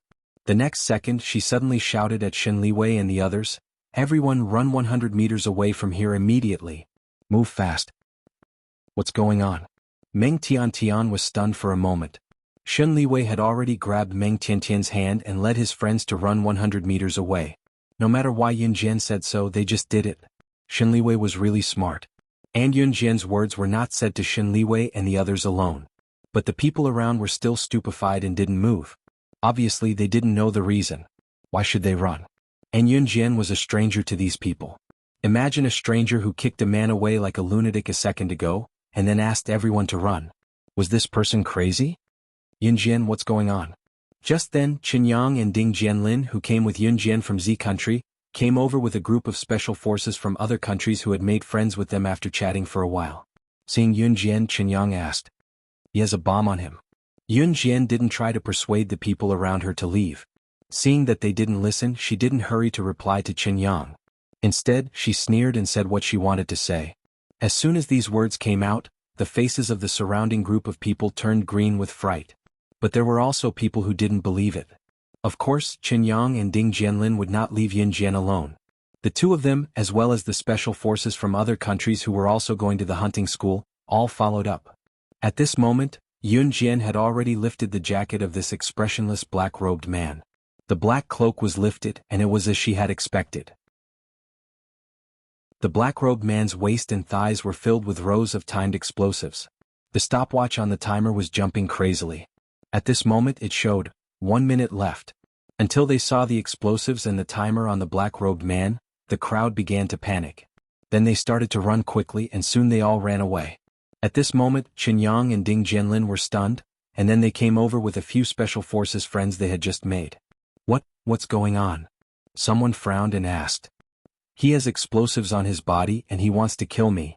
Yun Jian stepped on the black-robed man who didn't say anything after saying that sentence and sneered. Then what are you waiting for? Run. A foreigner exclaimed. The explosives are very powerful. Even if we run 100 meters away, we can't be sure that we can ignore them. We have to dismantle them. As Yun Jian said, she turned her hand. Holding the butterfly knife in her right hand, she quickly pulled out the 3 red, yellow and blue wires of the timed explosives. I know something about dismantling bombs. Step aside, I'll do it. Seeing that Yun Jian was going to dismantle the bombs, a man panicked and walked over. He wanted to exchange places with Yun Jian so that he could dismantle the bombs himself. Yun Jian didn't let him. She curled her lips and didn't look up. Her hands and attention were all on dismantling the bombs, but she still said, Tsar Bomb Model RDS 202. Is the latest bomb very powerful? If you dismantle it by mistake, we will be smashed into pieces. Are you sure you want to dismantle it? Chapter 1865. Just now, when the man hesitated, Yun Jian directly cut off two of the densely packed red, yellow, and blue lines on the black-robed man's body without hesitation. When they heard about the Tsar bomb, the surrounding people were stunned. What is the Tsar bomb? That is the bomb known as the King of Bombs. It's so powerful that basically anyone who knows about it or likes guns and ammunition will definitely recognize the Tsar bomb. And the man who just said that he knew how to defuse the bomb only knew a little about it. When he heard that this bomb was actually the Tsar bomb, the man's body froze and he hesitated. The faces of the surrounding people changed. However, Yun Jian didn't give them a chance to think more. She raised her butterfly knife and took out a blue and red line from the complicated red, yellow, and blue lines and cut it on the spot with the butterfly knife. Yun Jian's move didn't give anyone a chance to react at all. When he saw Yun Jian cut the line, the man who just said that he would defuse the bomb almost screamed directly, "No! Don't cut it. It will explode." At this moment, no one had time to think about why Yun Jian knew so much about this bomb. No one thought about why Yun Jian found the 3 lines of the bomb in the first place. However, at this moment, Yun Jian cut it directly. The man who knew a little about bomb defusing directly covered his eyes at this moment, not daring to watch what happened next. Everyone knows that when you defuse a bomb, if you defuse the wrong line, it will only detonate the bomb in advance. There was only 1 minute left for the bomb timer. Ordinary bomb defusing experts would think about it and couldn't make up their minds. If they really didn't have full confidence, they would have to disperse the surrounding crowd to minimize the damage, and their group would be the last to evacuate. But Yun Jian, she's good. How can there be a bomb defusing expert like her? She found 2 lines and cut them with a butterfly knife without even thinking about it. What if she defused the wrong line? This is the Tsar bomb. Once the Tsar bomb explodes, its power can blow up the people standing next to the bomb until not even their bones are left. This was the power of a bomb. There were no skeletons to be seen. However, Yun Jian directly cut 2 of the strings. Everyone closed their eyes as they felt the arrival of the Grim Reaper. 1 second later. 2 seconds later. 10 seconds later. Everyone slowly opened their eyes. They didn't die? Did he survive the terrifying Tsar bomb, or did Yun Jian successfully defuse the bomb? The answer without a doubt was the latter. Really? You really dismantled the Tsar bomb? The man who said that he knew how to defuse the bomb looked at Yun Jian in disbelief and said slowly, she had successfully dismantled the Tsar bomb. The people around them were all highly skilled special forces soldiers. Naturally, they were more receptive to things that defied common sense. A few seconds later, they all accepted that Yun Jian had just defused the bomb. Is that surprising? Yun Jian glared at the man who had been talking to her. It's the Tsar bomb. You can actually defuse it. To be honest, I really didn't have any confidence just now. The man who knew how to defuse the bomb scratched his head. Then the man paused and introduced himself to Yun Jian. Hello, my name is Jiawit, I'm from country Y. Seeing that even Jiawit had greeted Yun Jian, the group of men around them all expressed their friendliness to Yun Jian.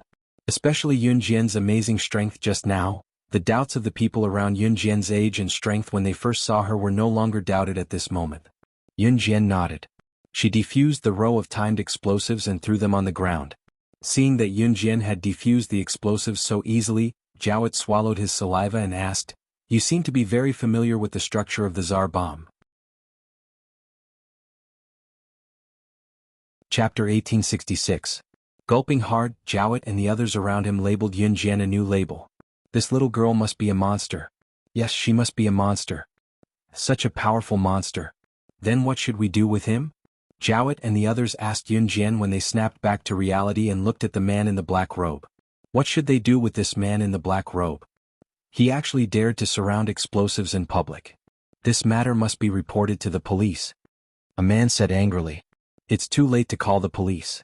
Yun Jian stood up straight and looked down at the man in the black robe under her foot. She suddenly said. Hearing this, the people around were confused. Why is it too late? A man around asked in surprise. What did Yun Jian mean? Before Yun Jian could react, the man in the black robe lying on the ground suddenly bled from his orifices and stopped breathing after a while. How did he die? Seeing this, the people around pointed at the man in the black robe and asked Yun Jian. At this moment, Yun Jian seemed to have become a god who knew everything. A group of men seemed to have become primary school students who knew nothing and were waiting for the teacher to teach them one by one. He's just a puppet. If the mission fails, he won't live. If the mission succeeds, he will die. Just now, he just bit the suicide poison hidden in his gums. Yun Jian retracted her leg. She had a general understanding of the situation.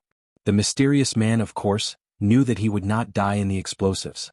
He sent such a puppet to find her just to pass on the message just now. And the row of explosives just now was a greeting gift from the mysterious man. A greeting gift? Yun Jian raised her eyebrows. She would like to see what the big surprise the mysterious man left for her in the hunting school was. This matter, of course, shocked the police. Later, Yun Jian and the others showed their identities and were released by the police. 3 days later, everyone gathered at the entrance of the 6-star hotel in Brunei. Jamil also arrived as promised. Are you all ready? Jamil narrowed his eyes as he looked at everyone present and suddenly asked. Everyone agreed. Seeing this, Jamil let everyone get on his bus and headed to the hunting school. The hunting school was located in the tropical jungle of Venezuela. There were very few people here. The hunting school had built a house in the tropical jungle of Venezuela. It was not luxurious. However, there were all kinds of training tools here. Yun Jian followed the crowd and came here. As soon as she arrived at the hunting school, she narrowed her eyes. This place was still the same as before, simple and crude. From today onwards, I'm your chief instructor. You'll get your own random number later. You are not allowed to address each other by name here. If the academy suspends training for 48 hours, regardless of the reason, it will be considered as an automatic forfeit. Jamil stood in front of the crowd and spoke solemnly. With that, Jamil turned his head and looked to the side. Instead, he saw a tall, handsome man about 25 years old walking over from a small, dilapidated house next to him. Yun Jian narrowed her eyes slightly when she saw the man. Jamil pointed at the man and introduced him to the people present. This is your deputy instructor. His name is Lin Wei. That's right, he is one of the 4 leaders of the Inhun organization. He is in charge of the Inhun organization's assassin training camp. He has trained countless terrifying figures in the world. Slaying God, the #1 on the secret agent ranking, was also trained by him. Under his training, you will become very outstanding. However, the premise is that you have to endure all the pain and tiredness. Chapter 1867. Lin Wei scanned the crowd with his sharp eyes and finally paused on Yun Jian for 2 seconds before he looked past her. That cold look was as if nothing in this world could stop or attract him. He looked at Yun Jian more because the young master had instructed him that no matter what, he must not let Yun Jian lose a single hair. Otherwise he, Lin Wei, would be the one who lost a hair. Lin Wei was naturally calm and steady, even more so than Mo Senator naturally. He would not address Yun Jian as the young madam in such an occasion. Yun Jian's first reaction when she saw Lin Wei was not to ask why he was here. But, what a coincidence. As slaying God in her previous life, she was trained by Lin Wei. Now that she had come to the hunting school in this life, she had become Lin Wei's subordinate? This coincidence really made one not know whether to laugh or cry. After Jamil finished speaking and got the response from the crowd, he got someone to distribute a number plate to each of them. After the number plate was distributed, Jamil continued, "Have you received the number plate in your hands? From today onwards, it will be your name." She flipped the number plate and saw 2 legitimately written numbers floating in front of her eyes. 16. Her number was 16. Although it was not 06, it was still related to 6. Lin Wei, what do you have to say? After Jamil finished speaking, he passed the initiative to Lin Wei. Lin Wei looked around the scene and only said one sentence. "I'll do my best to torture you. It's up to you whether you can take it or not." Other than that, he did not say anything else. Yun Jian blinked. This was Lin Wei's character. He was a man of few words and his words hit the nail on the head. Everyone present gulped but did not make a sound. Today is your first day in the hunting school. I'll show you an exciting show on this first day. Jamil suddenly narrowed his eyes and clapped his hands. Not long after, a huge lion was pushed out of a cage and placed in a huge cage in front of everyone. There was also a slender girl about 18 or 19 years old who was pulled out from the side by Jamil's subordinates. This girl was very beautiful with a pair of sharp sky-blue eyes. She was as delicate as a doll. After the girl was pushed out, she glared fiercely at Jamir. Then not long after, the girl was pushed into a huge cage. At this moment, the lion was released. It locked eyes with the young girl. Everyone standing in place could feel that this lion had been roaring. Clearly, it had been hungry for a long time. Hunger made the lion roar twice on the ground and pounce towards the young girl. Yun Jian blinked at the sight. The moment Lin Wei saw the girl appear, his eyes moved, but he didn't say anything. The young girl was chased by the lion for a while. Suddenly her thigh was bitten. She was in so much pain that her whole body was numb. However, she stubbornly stretched out her other leg and kicked the lion in the eye. She turned over and stood up. Yun Jian seemed to see her past self in the girl. Even if she was seriously injured, she had to stand up stubbornly and continue fighting. Because once you fall, you will never have the chance to stand up again. No one can save you. The only one who can save you is yourself. The girl did not look at the wound on her thigh. She was forced into a corner, but her eyes were fixed on the lion. Clearly, before this, the girl had experienced inhuman treatment and understood the principle of the winner being king. No one could save her. The lion roared and pounced at the girl again. At this moment, the girl was covered in blood.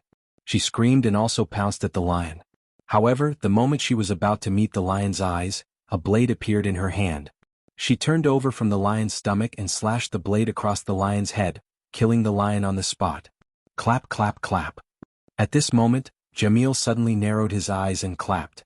Then, he said mercilessly as if he was enjoying a show, "What a wonderful performance." This performance made everyone's hair stand on end. Bang!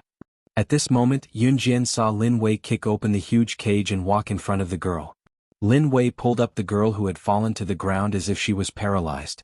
Then he looked at her with his usual cold gaze. Under the gazes of Yun Jian and everyone else, he suddenly said without allowing her to refute. Chapter 1868. Lin Wei's sudden words shocked everyone present. Even Yun Jian, who stood in the distance and watched the girl in the huge cage fight with the lion without saying a word, blinked. These words that Lin Wei said were truly incessant to shock people to death with his words. If Shuang was here, he would probably burst out laughing. Not long ago, Shuang had asked Lin Wei when he would find a woman to carry on his family line. Today, Lin Wei walked in front of this young girl and directly asked her, "Are you willing to marry me and give birth to my children?" How could marrying a wife be so casual? Lin Wei did not have any requirements for his other half. He walked up to the girl just now purely because the girl's actions just now were to his liking.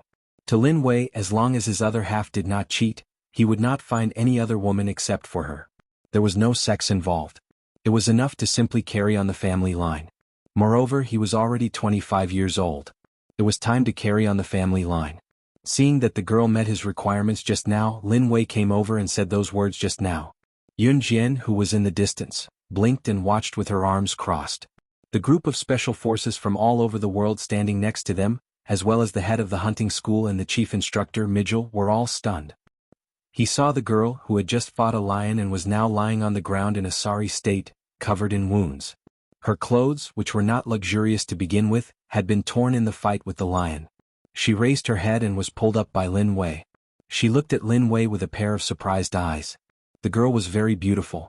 She had a pair of sky blue eyes, regular facial features, and was very thin. At first glance, people would want to protect her. Especially the girl's pair of stubborn and unyielding eyes, as if she would do her best to survive. The girl's appearance was no different from the people of Z country. The only difference was probably her pair of sky blue eyes. However, this pair of sky blue eyes was exquisite and beautiful to the extreme. Unlike cosmetic contact lenses, this pair of pure sky blue eyes had a natural and fresh beauty. 189, come out now. You did a good job surviving from the lion's mouth just now. Master Lin Wei was joking with you. Could it be that you've never looked at yourself properly? How can someone like you be worthy of Lord Lin Wei? Before Jamil could say anything, one of his subordinates standing next to him roared at the girl on the other side. 189 was the girl's number and name. The man next to Jamil was called Buddy. The girl had been personally trained by Buddy, and Buddy had been coveting the girl's beauty for a long time. Previously, he had never found a chance to make a move on the girl. Buddy had planned to wait until the girl was about to be sent out of the hunting school to possess her. But he didn't expect Lin Wei to stand up and say such words to the young girl. Therefore, Buddy immediately spoke up. In the hunting school, the status of the students was not high. This was especially true for people like the young girl, who had been caught and trained here for more than 10 years for no reason. Her status was even lower than a dog's. Hearing Buddy's words, the girl's body trembled, but she didn't walk towards Buddy. The girl wasn't stupid. She clearly knew that Buddy was up to no good. Seeing this, Buddy cursed and pulled out a long leather whip from his waist. He walked towards the girl and said, "F***ck your mother, you don't even listen to me? Lord Lin Wei took pity on you and you're taking advantage of him? This girl is still a virgin. I haven't even touched her yet," Buddy thought to himself. But Buddy was weaker than Lin Wei, so he naturally had to be respectful and find other reasons to take her back. I'm willing. As long as you take me out of here, I'm willing to do anything." The girl was clearly afraid of Buddy. She suddenly knelt down in front of Lin Wei and grabbed his hand. "F***cku you be ***, you're rebelling?" Seeing this, Buddy was about to charge over aggressively. There was a steep slope here, and at the bottom of the slope was a huge cage. Buddy passed by Yun Jian and was about to jump down the slope when Yun Jian suddenly stretched out her leg and kicked Buddy's back, kicking him down the slope. Buddy couldn't react in time and was kicked down the slope by Yun Jian. He fell face first like a frog and couldn't stand up for a long time. After all, this was the hunting school, the territory of Buddy's group. Seeing that Yun Jian didn't restrain herself, everyone was terrified. However, Yun Jian's cold voice rang out. "Sorry, I didn't do it on purpose." Chapter 1869. After Yun Jian said that, Buddy, who had wanted to jump down the steep slope but couldn't react in time after being kicked in the back by Yun Jian, fell down the slope like a frog. His face was smashed hard on the ground and he couldn't say a word. Now that he heard Yun Jian's words, his expression was as ugly as if he had eaten dog poop. The worst thing was that Buddy's face was smashed hard. His mouth was smashed by the rocks at the bottom of the steep slope, and he couldn't say a word. Jamil didn't say anything when he saw this. Buddy was Jamil's subordinate, but Jamil wouldn't protect him. This was a place where the strong preyed on the weak. Even Buddy would be eyeing Jamil's position like a tiger eyeing its prey. He would attack Jamil at the first opportunity. In this place, everyone could only live for themselves. When Buddy got up from the ground and turned to look at Yun Jian, he glared at Yun Jian fiercely and said to Yun Jian in his own language, "When I'm at the hunting school, I'll start from scratch. No matter how powerful you were in my hunting school, you will have to start from zero here. Little girl, I will remember this kick of yours." From the start, everyone had been speaking in Spanish. Everyone had learned Spanish before coming here. The hunting school was located in the tropical jungle of Venezuela. Any student who entered this place would have to sign a life and death agreement. This meant that even if Buddy did something to Yun Jian behind her back, no one would question her death. Hence, people who could leave this place alive were usually so powerful that they were invincible. Or they had to hide their abilities. They couldn't be the weakest person, nor could they fight for the strongest. Buddy remembered Yun Jian's name. At this moment, Buddy didn't know that Yun Jian and Lin Wei knew each other. He also didn't know that Yun Jian was the young madam of the Inhun organization. Lin Wei had already taken the young lady's hand and pulled her out of the huge cage. Buddy turned his head and saw Lin Wei holding the young lady's hand. He knew that his plans for the young lady were ruined. Who was Lin Wei? He was one of the 4 leaders of Inhun. No matter how insensible Buddy was, he would never dare to snatch Lin Wei's woman. Originally, he just wanted everyone present to see a good show between the lion and the girl, but he didn't expect Lin Wei to take the girl away. Jamil narrowed his eyes and didn't say much. Actually, to Lin Wei, if the girl had refused just now, he wouldn't have forced her. All he wanted was a woman who could reproduce for him. That was it. Moreover, the task of reproducing could not be delayed. Jamil wanted everyone to watch the battle between the girl and the lion. He wanted them to understand the survival rules of the hunting school on their first day in the hunting school. No one can protect you here. You have to protect yourself. Strong enough to survive. Just like the girl from before. It was also because of the inhumane training in the hunting school that people who graduated from here would become the future pillars of the country. The incident with the young girl was just an accident. On the first day of school, Jamil didn't say much and let everyone return to their bedrooms. Because all of them were men, and Yun Jian was an exception, Yun Jian was arranged to be opposite the male dormitory. Yun Jian had just walked into the dormitory when she saw the girl who was taken away by Lin Wei. There were 4 shabby beds and 3 empty beds in the dormitory. Only the young girl's bed was filled with simple and crude items. Seeing Yun Jian, the girl was stunned, but she quickly remembered that Yun Jian was the one who helped her kick Buddy just now. The girl immediately thanked Yun Jian. Thank you for just now. The girl was taken away by Lin Wei just now, and later she begged him to let her go back to her dormitory. Lin Wei's dormitory was full of men, and the girl was still a little afraid. After living in the hunting academy for so many years, it was unbelievable that he could keep his chastity. The girl had suffered a lot so far and even almost died. So naturally she wouldn't trust anyone easily. Even if she agreed to Lin Wei's request, it would only be a delaying tactic for the girl. How could the girl not know Buddy's feelings for her? No need to thank me. Yun Jian continued after the girl finished speaking. After that, Yun Jian turned to look at the girl and asked for her name, which was rare. What's your name?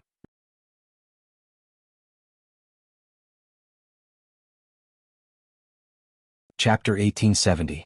Yi Ling, as her name suggested, was very beautiful. Her sky-blue eyes seemed to be able to speak. Even Yun Jian couldn't help but take a few more glances at her.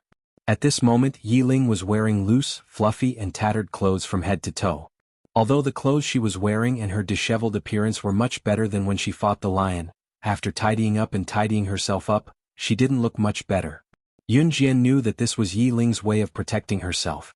If Yi Ling didn't make herself look bad, she would have been defiled by the men here. My name is Yun Jian. I'm from country Z.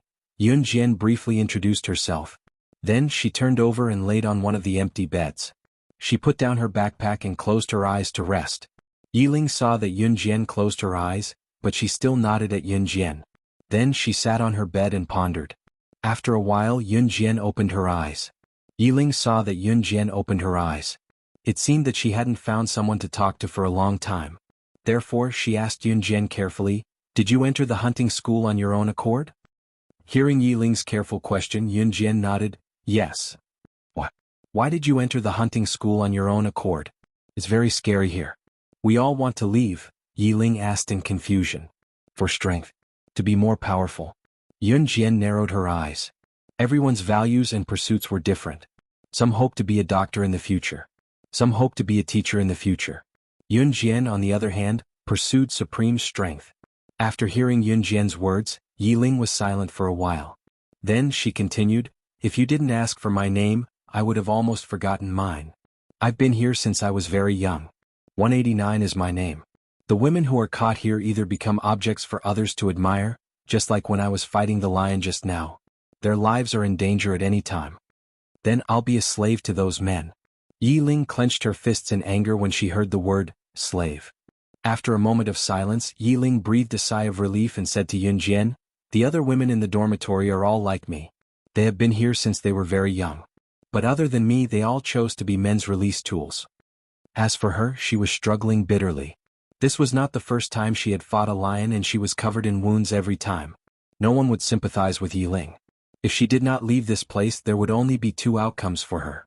She could either compromise and become a tool for all the men here to vent their frustrations, just like the women in the other dormitories.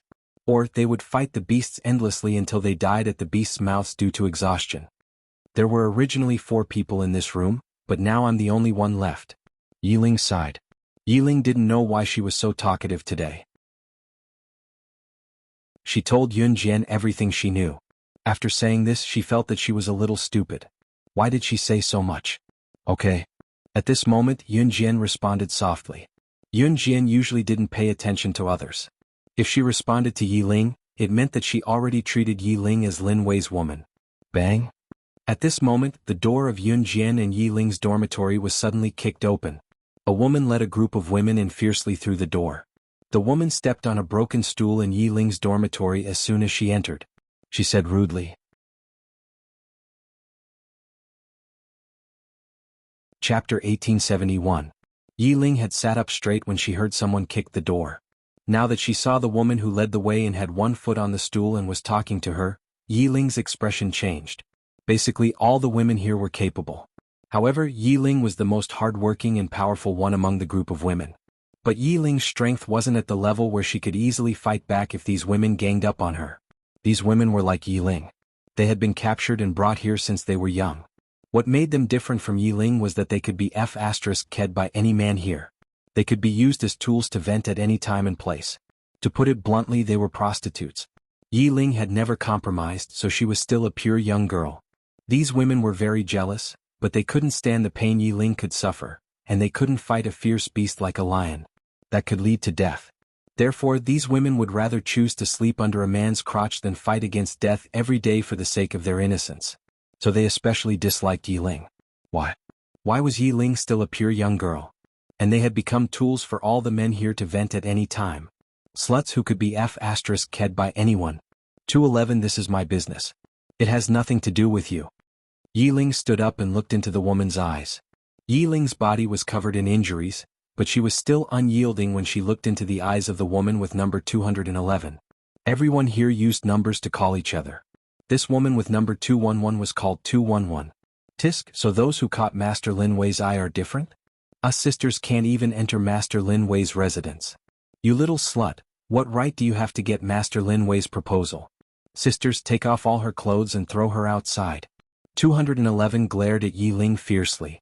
After the women from 211 found out about Lin Wei's identity, it wasn't that they didn't find a chance to climb into his bed, but they couldn't even enter Lin Wei's residence. They couldn't even see him. So when they heard that Master Lin Wei had taken a liking to Yi Ling, they were furious. In a place like this, the consequence of stripping a woman naked and throwing her outside was to be f***ed by a group of men who were eyeing women covetously. 211's viciousness could be imagined. Yi Ling furrowed her brows tightly. Chapter 211 was about to order the group of women behind her to attack Yi Ling when she saw Yun Jian's petite figure lying on the empty bed. NB 211 glanced at Yi Ling and spoke to Yun Jian in a sarcastic tone like a boss. What's the matter? Oh, there's a newcomer here? Did he just come in? You look so tender. Are you planning to be a chaste and virtuous woman like in 1899, or are you going to open your thighs and ride them? The students of the hunting school were special forces from various countries. Naturally, their status was much higher than this group of women. The status of these women was even lower than dogs. For example, the difference between the students of the hunting school and this group of women was that the master was no different from the slave. Those who were ranked within 100 were the students of the hunting school. Those who were ranked after 100 were the slaves of the hunting school. Don't look at how arrogant 211 was in front of women. In front of men, he didn't even know how to write the word speak. Of course, NB 211 didn't know that Yun Jian entered the hunting school as a special forces soldier. NB 211 thought that with Yun Jian's age, she was at most a girl who had just been brought in. Yun Jian remained silent. NB 211 thought that Yun Jian was scared. He smiled sinisterly and ordered the group of women behind him. Looks like she's a mute. That's good. Strip them both naked and throw them into the yard. If they were thrown into the yard and seen by the men, Yun Jian and Yi Ling's chastity would definitely be lost. It would be strange if the men didn't pounce on them. Just as 211 made his vow, Yun Jian stood up and met his eyes with a smirk, showing him her number tag. Then, under 211 and the rest's fearful gazes, she spoke abruptly, I'm sorry but I'm sorry. Chapter 1872. In the hunting school, anyone with a serial number after 100 was a slave. What did a slave mean here? It meant someone who could be bullied at will and could not fight back even if they were killed. All in all, 211 and Yun Jian were not on the same level. Yun Jian's serial number was 16. It was obvious that she was a new student. 211 was a slave here, which meant that 211's status was lower than a dog's. The group of women around her, including Yi Ling, were all slaves. Hence, 211 dared to be arrogant in front of people of the same rank because they were all of the same rank. Just like slaying God from the kosher mercenaries, compared to a normal member of the kosher mercenaries, this analogy could be used to describe the difference in status between Yun Jian and 211. Therefore, Miss 211's expression changed abruptly when she heard Yun Jian's words. She stared at Yun Jian in disbelief as her expression changed drastically. You're a student? Not a slave? She was different from them. She was not a slave. 211 thought that Yun Jian was a slave because Yun Jian was young. There were many women who were Yun Jian's age who were brought into the hunting school. Moreover, which hunting school had a female student? Only men like Chen Yang and Ding Jianlin could enter the hunting school and become its students. Not only was Yun Jian a girl, but she was also so young. 211 did not mix Yun Jian with the students of the hunting school because of this. Yun Jian's words almost scared 211 to death. Needless to say, 211's status in the hunting school was not on the same level as Yun Jian's. When 211 heard Yun Jian's words and saw Yun Jian's serial number, which symbolized her status, she was stunned for a few seconds. She was so scared that she fell to the ground and begged for Yun Jian's forgiveness. The group of women behind 211 also knelt down in fear and begged for forgiveness. Yun Jian was too lazy to argue with this group of women. She didn't come here to argue with these women, so she softly shouted, "Scram!" Seeing this group of women scram out of here in fear, she didn't bother with them anymore. After these women left, Yiling let out a sigh of relief. Just as she let out a sigh of relief, someone knocked on the door. It was a man. This man was quite polite. He knew that this was the female dormitory, so he didn't enter directly. "Are you looking for me?" Yiling pointed at herself and asked. "Master Lin Wei is looking for you," the man said. Yiling was stunned. For some reason she turned to look at Yin Jian. "Go ahead," Yin Jian said and closed the door. Obviously she did not want to let Yiling in. Yiling was stunned and followed the man to Lin Wei's residence. Everyone here respectfully addressed Lin Wei as Lord Lin Wei. After the man brought Yiling into Lin Wei's place, he closed the door and left. This made Yiling a little scared. Yiling wanted to open the door but found that it was locked. She tried to open it twice but to no avail. When she turned around and saw Lin Wei standing behind her, she was so scared that she leaned against the door. "Master Lin Wei, why are you looking for me?" Yiling swallowed. "Do you remember what you said just now?" Lin Wei said simply. Yiling didn't know what to say but she still nodded. In front of a big shot it was best to nod. Otherwise her life would be in danger. This was Yiling's experience. Seeing Yiling nod, Lin Wei suddenly walked in front of Yiling and placed his hand on her chest. What are you doing?" Yiling was so scared that she pushed Lin Wei away. "Making a baby," Lin Wei said simply. Then he added, "You promised." Was he serious? Yiling's eyes turned. Yiling did promise Lin Wei just now to avoid Buddy. She wanted to use Lin Wei's identity to make Buddy not dare to do anything to her in the future. Just as Yiling was thinking, Lin Wei walked over and trapped Yiling in front of the door. Seeing that Yiling didn't make a sound, Lin Wei leaned over and buried his head in Yiling's neck. I lied to you. I'm sorry. I didn't do it on purpose." Yiling was scared now. She struggled to speak. The next second Lin Wei grabbed Yiling's wrist, which was completely harmless to him. His eyes met Yiling's and his breathing became heavy. His words were still simple and easy to understand.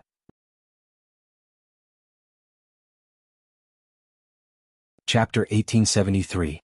If Yiling had rejected him at first, Lin Wei would not have forced her. However, since she had agreed, she could not reject him. This was Lin Wei's way of doing things. Once she had agreed, there would be no more room for discussion. Yiling's pure blue eyes were exceptionally alluring. Her long eyelashes fluttered up and down, setting off her pair of beautiful eyes. Unlike pretty girls who wore contact lenses, Yiling's eyes were pure blue, a beauty born from nature. It also attracted Lin Wei's attention. Since Yiling could survive the lion's blood, she was naturally not weak. However, Lin Wei was the most powerful among the 4 leaders of the Inhun organization. He was in charge of the Inhun organization's assassin training camp and had trained many powerful people. To be fair, Yun Jian would not be who she was today if it were not for Lin Wei's guidance when she was slaying God. Although Yun Jian was powerful and her current ability was even more powerful than Lin Wei's, without Lin Wei's guidance back then, her ability would not have expanded. Moreover, Lin Wei's ability was something that could take the world by storm if he were to announce his name. Yiling was no match for him at all, so there was nothing she could do when Lin Wei grabbed her wrist. Yiling was a smart person. This could be seen from the fact that she knew how to use Lin Wei's identity to stop Buddy from harming her back in the huge cage when she knew that Buddy had bad intentions toward her. However, Yiling did not expect Lin Wei to take it seriously. Yiling immediately looked at Lin Wei. She swallowed her saliva and tried to negotiate with Lin Wei without any confidence. "I lied to you on purpose, I admit that. I'm very sorry about this. I know that I'm not qualified to talk about conditions with Master Lin Wei now, but can you wait until I leave the hunting school until I have my own strength? No matter what you ask of me, I'll agree to it." Yiling was not confident when she said that. After all, she had nothing at the moment. "All right." Yiling was relieved to hear what Lin Wei said. However, just as Yiling was relieved, Lin Wei grabbed her wrist and pulled her into his embrace. He then carried her and said coldly, "I want you to bear my children." Yiling was speechless. In the female dormitory building, Yun Jian and Yiling's room. After Yiling was called away by the people sent by Lin Wei, Yun Jian not only closed the door directly but also locked it. At this moment, she was resting on her bed with her eyes closed. Knock, knock, knock. At this moment, someone knocked on the dormitory door again. The door to the dormitory was very old. The people outside could easily break the lock with one kick. Since the people outside chose to knock on the door, it probably wasn't the people from 211. Yunjian stood up, walked to the door and opened it. What he saw was a very ordinary and unfamiliar man's face. "Young madam, I am Guiying." "The young master asked Lord Mo-sen to send me to deliver a letter to you." The man saw that there was no one around. After handing an envelope to Yunjian, he turned and left. Guiying was Mo-sen's subordinate. He was quite handsome, and it was obvious that he had disguised himself to sneak into the hunting school. Yunjian closed the door after seeing Guiying leave after handing her the envelope. The hunting school was isolated from the outside world. Yunjian's phone was confiscated as well, so Ce had sent someone to deliver the letter to her secretly. She closed the door and opened the letter. When she read the contents of the envelope, Yunjian blushed. There were not many words in the letter, but it was Ce's style. "Xiaojian, I really want to stay in your body for the rest of my life and become one with you." In Lin Wei's residence. Yiling was still unable to react when she was lifted up horizontally. In the next second, Yiling was thrown onto Lin Wei's bed and she could smell his scent. Yiling panicked. Just as Yiling was about to stand up, Lin Wei's sturdy body was already on top of her. He held her hands down and his breath blew on her neck, making her shudder. Yiling was frightened by Lin Wei. Just as she was about to struggle, Lin Wei pinned her down. Yiling could even feel her legs being separated.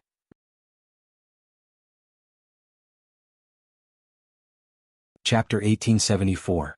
After Lin Wei said this, Yiling put her hands on her chest and pressed against Lin Wei's body. She blinked her beautiful little eyes and didn't make a sound. She was clearly frightened by Lin Wei's words. Lin Wei looked at Yiling for 2 seconds before getting off her body and standing on the edge of the bed. After 2 seconds of silence, Lin Wei said to Yiling, "From now on you'll live in my room." It was still a simple yet direct declaration of sovereignty. After Yiling heard this, she blinked and said, "My things are still in the girls' dormitory, and how can I live with a man and a woman alone?" Before Yiling could finish, Lin Wei's voice interrupted her, leaving her no room for negotiation. "Go get them." In the end, when he heard that Yiling was not willing to live with him, Lin Wei's sharp eyes suddenly frowned. The next second, his brows relaxed and he said, "If you don't want to, I'll get Buddy to find you." Yiling was smart. She agreed to Lin Wei's request to avoid Buddy. However, Lin Wei wasn't stupid. He naturally knew Yiling's little tricks. Therefore, when she heard Lin Wei's words, Yiling immediately recalled that Buddy had been indulging himself with the women in 211 every day and night. Other than her and the new student Yunjian, Buddy had already had a taste of all the girls in the girls' dorm. It was disgusting. It was more than disgusting. If she let Buddy do this to her, she might as well die.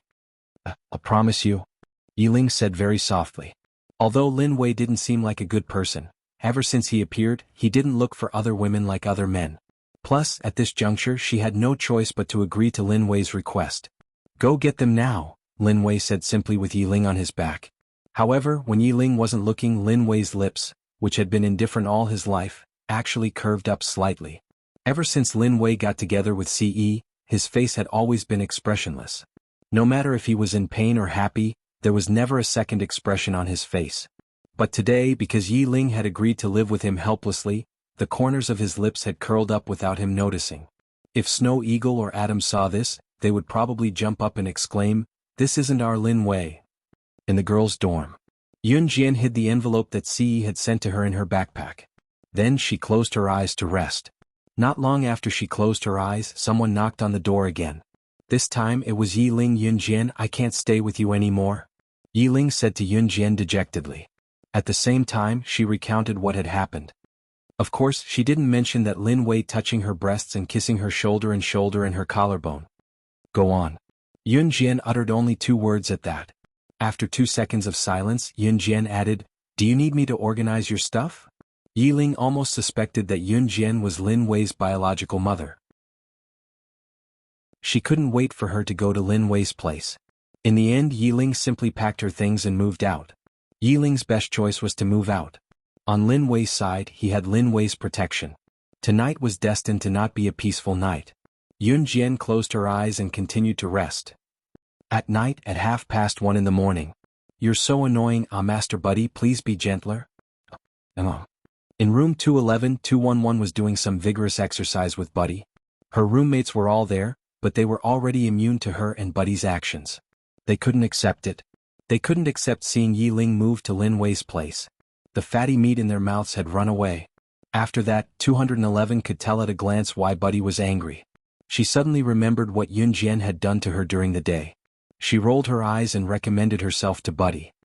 Master Buddy, although Yi Ling left, there's a girl who's prettier than her living in her dorm. Oh. When Buddy heard that, his perverted face narrowed. But that girl is a student of our hunting school. I don't think it'll be easy to deal with her. 211 lowered her head and sighed. Student?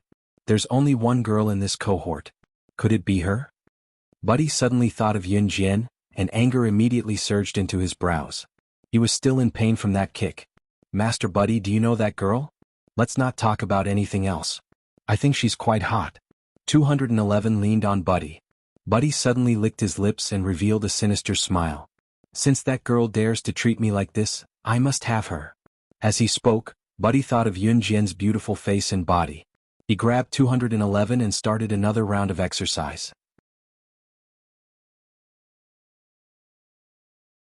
Chapter 1875. At 3 o'clock in the morning, Buddy had already returned to his place. He grabbed a few women who were good in bed and took turns to serve him. Now he finally calmed down the anger of Yun Jian's kick during the day. At 3:15 in the morning, the night finally quieted down. Yun Jian, who had been resting with her eyes closed during the day, suddenly opened her eyes in the dark.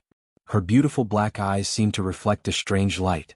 In this hunting school, unless she was an international student, the moment she entered the school, no matter how good her previous achievements were, she would have to start all over again.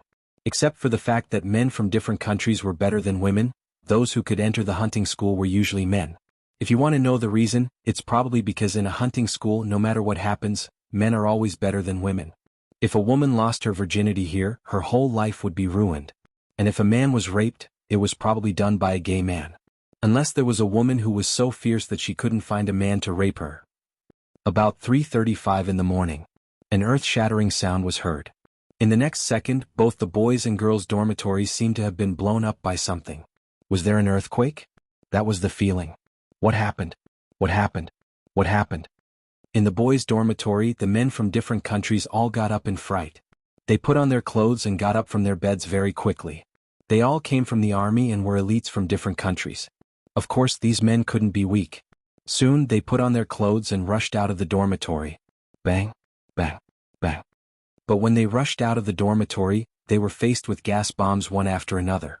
The gas bombs fell from the sky one after another, just like on the battlefield, making them confused. What the hell is going on? A foreign man exclaimed. Everyone was terrified. Among this group of foreigners, the calmest ones were probably Qin Yang and Ding Jianlin. Perhaps influenced by Yun Jian's calmness, Qin Yang and Ding Jianlin became calm and collected when they ran into trouble. Don't panic. There must be a reason for all of this. Qin Yang frowned and kindly reminded them. At this moment, the large loudspeaker in the dormitory building sounded, and Chief Instructor Jamil's voice immediately rang out. Hey, students, how was your rest last night? Did everyone enjoy tonight's gift? After cracking a joke, Jamil quickly got to the point. I forgot to tell you before I entered the school. Our emergency assembly in the middle of the night, including the bugle call to wake up, uses gas bombs instead of whistles and bugles. You, on the other hand, must pass through our dormitory building amidst the gas bombs and reach our large field within 3 minutes. Then Jamil added, Oh, by the way, if you don't come in 3 minutes, you'll be the first to be eliminated by the school. Good luck then. After he finished speaking, the gas bombs were still going on. Hearing this, everyone's fighting spirit surged. While avoiding the gas bombs, they all ran towards the sports field. 3 minutes later, everyone arrived at the sports field. As a group of elites, it was impossible for them to be sent to the hunting school if they didn't even have this bit of strength. But even so, there were still a few people who were injured. Basically, everyone had scratches or bruises at the moment, or it was obvious that they had broken through the gas bombs. But when everyone arrived at the sports field, they saw Yun Jian leaning against a tree, standing lazily. Her clothes were not stained with any layer of dust, as if she had not experienced any trouble at all. But everyone knew that the male and female dormitory building were attacked by gas bombs. The hunting school would not show mercy to women.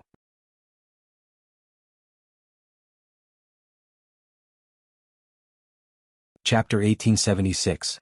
Compared to the disheveled crowd, Yun Jian stood in front of them with her hands behind her head. She was brisk as if she had really walked to the field on a smooth journey and did not experience the gas bomb attack at all. How did you get here so fast? Qin Yang and Ding Jianlin looked at Yun Jian in surprise. Perhaps they didn't realize that Yun Jian actually came here so fast from the dormitory building. You guys are too slow. Yun Jian squinted at the embarrassed people. She straightened her body leaning against the tree, put her hands in her trouser pockets and walked over. At this moment this group of men couldn't say a word. Yun Jian glanced at the group from the corner of her eyes and pressed her lips together before a smirk appeared on her face. This is impossible.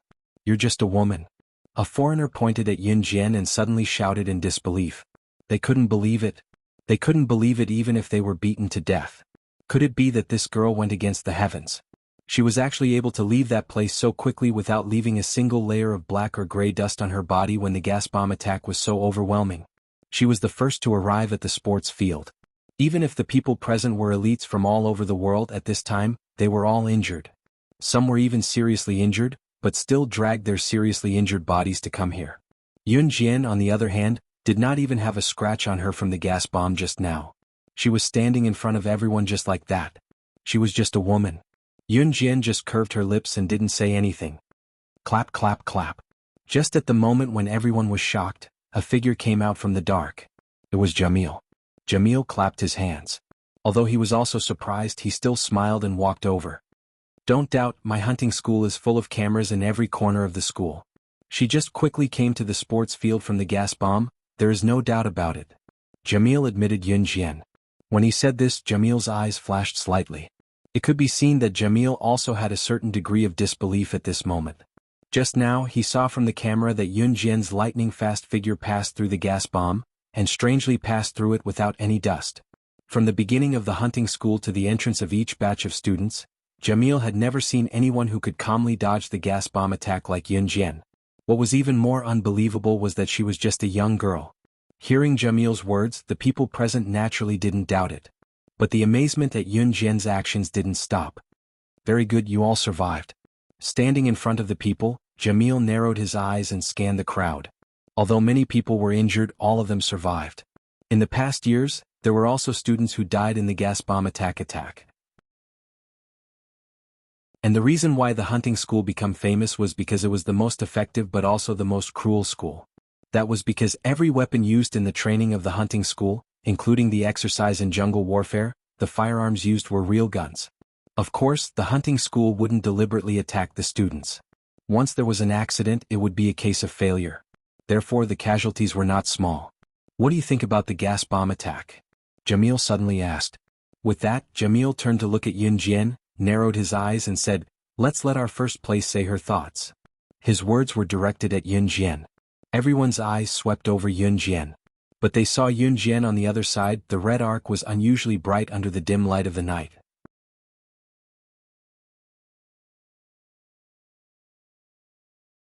Chapter 1877. That one sentence summed it all up.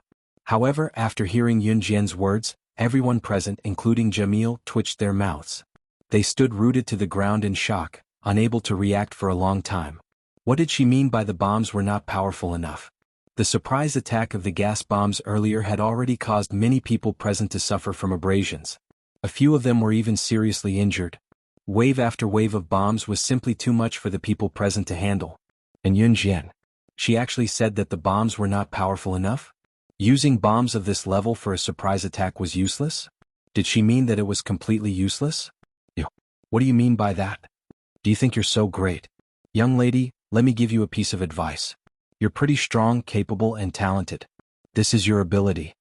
However, in this world, it doesn't mean that you can spout nonsense just because you're strong, capable, and talented. If this goes on, you'll eventually have to pay the price for your nonsense. After hearing Yun Jian's words, a foreign man's face froze. Then he spoke to Yun Jian in an adult tone. So what if Yun Jian was powerful? Seeing how arrogant she was, even if she had the ability, she would have to pay the price for her arrogance. I don't know if I'll have to pay the price in the future, but I know that the strong are all born under impossible circumstances. Today you think that you're very strong for dodging a bomb of this level. Then tomorrow you won't continue to work hard. As for the price you're talking about, if I become the king, who can do anything to me? Yun Jian's words rang out word by word, spreading to every corner of the place. Everyone who stood rooted to the ground, including Jamil, pricked up their ears. No one had expected Yun Jian to have such resolve. Yes.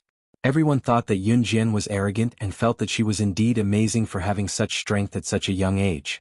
However, many young elites had spoken rudely, arrogantly, and spouted nonsense because of their arrogance and because they thought that they were powerful.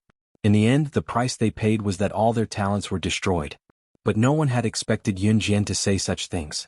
If she became the queen, who could do anything to her? At such a young age, he already had such deep ideals. This point made everyone present have no choice but to be convinced. Clap, clap, clap. While everyone was deep in thought, Jamil clapped his hands again. Then Jamil's hearty laughter rang out. Good little girl. Ah, good. You have a bright future. With that, Jamil's face suddenly darkened and he said to Yun Jian eerily, I hope you can successfully graduate from the hunting school. Graduation meant that they would be able to leave the hunting school alive. After saying this, Jamil ended the emergency late-night assembly. After instructing everyone to leave, everyone went back to their dorms. Yun Jian was no exception. She turned around and walked leisurely to her dormitory with her hands in her pockets. 16. Qinyang and Ding Jianlin stopped Yun Jian. Upon hearing this, Yun Jian narrowed her eyes and turned around. You are excellent. Qinyang and Ding Jianlin gave Yun Jian a thumbs up. Thank you. Yun Jian nodded and replied, You too. Seeing this, Qinyang and Ding Jianlin scratched their heads and walked back to their dormitory. The moment she turned around, Yun Jian felt a pair of dark eyes staring at her in the dark. Yun Jian paused for a moment, but didn't stop walking back to her dormitory.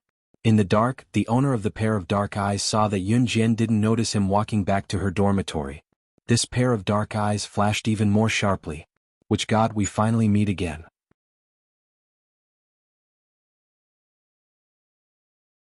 Chapter 1878. After Yun Jian returned to her dormitory, she fell asleep immediately. Yi Ling had moved in with Lin Wei, so she would be the only one in this dormitory from now on. The night passed uneventfully. Although the emergency assembly in the morning was at 3 o'clock, Yun Jian had rested during the day, so she did not sleep much the next morning. Yun Jian woke up at 4:30 in the morning. She only slept for more than an hour and went out for a morning run. When she came back, it was already 5 o'clock. At 5 o'clock, the gas bomb's reveille horn arrived as promised. Everyone was worthy of being elites from various countries. With last night's experience, everyone cleverly avoided the gas bomb's surprise attack. Although everyone's faces were still as black as charcoal from the gas bomb's dust and their clothes were also covered in dust, compared to last night's injury rate, no one was injured today. Perhaps it was because of what Yun Jian had said, or perhaps it was because of their first day at the hunting school. Everyone unanimously asked Jamil to be stricter with them. The hunting school's training lasted for a year. In other words, within this year, the special forces of various countries would have to undergo a lot of inhuman training. If they could not take it, they would be disqualified midway and not allowed to graduate. Even if they were seriously injured midway, as long as they did not rejoin the team after 48 hours, they would be disqualified. Moreover, within this year, there would be countless gunfights and actual combat selections. For example, when they crawled forward, bullets would fly above their heads, and the selected personnel would not have any protection. If they deviated from the direction, they would even trigger a mine. Therefore, the mortality rate of the hunting school was extremely high. For this reason, some students would not be able to complete the hunting school's graduation mission and return to their hometown with regrets. Some students would unfortunately lose their lives. Returning to reality, Yun Jian was still the first to arrive at the designated field. Although the other students were a little slower, they were much faster than yesterday. Other than Yun Jian, the special forces of the other countries had all experienced the training of the special forces of various countries. Their foundation was naturally deeply rooted. This group of people had to remember one thing when they came to the hunting school.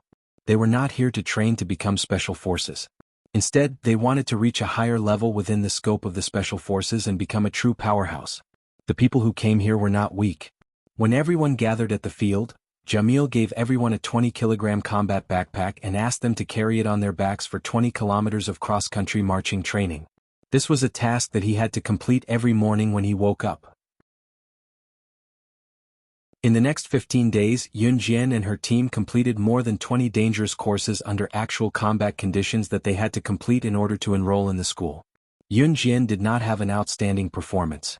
On the contrary, she was one of the worst performers. This made everyone feel slightly surprised, but no one thought too much about it. On the 16th day of the hunting school, the real training officially began. Early in the morning, after completing the 20 kilograms and 20 kilometers cross-country training, Jamil brought them to an open space. After Jamil brought everyone to this empty space, he left for the time being to give everyone some time to rest. Everyone present sat on the lawn. It was rare for them to have time to rest like today. The training from the past few days had made everyone breathless, so they all sat down. Yun Jian leaned against a big tree and closed her eyes to rest. 16. 16. Qin Yang shouted at Yun Jian. Seeing this, Yun Jian opened her eyes and walked over. She saw that the field that was filled with men just now was suddenly filled with women from 211. They're good girls, they're here to bring us water. Qin Yang said to Yun Jian after drinking a bottle of water handed to him by 211.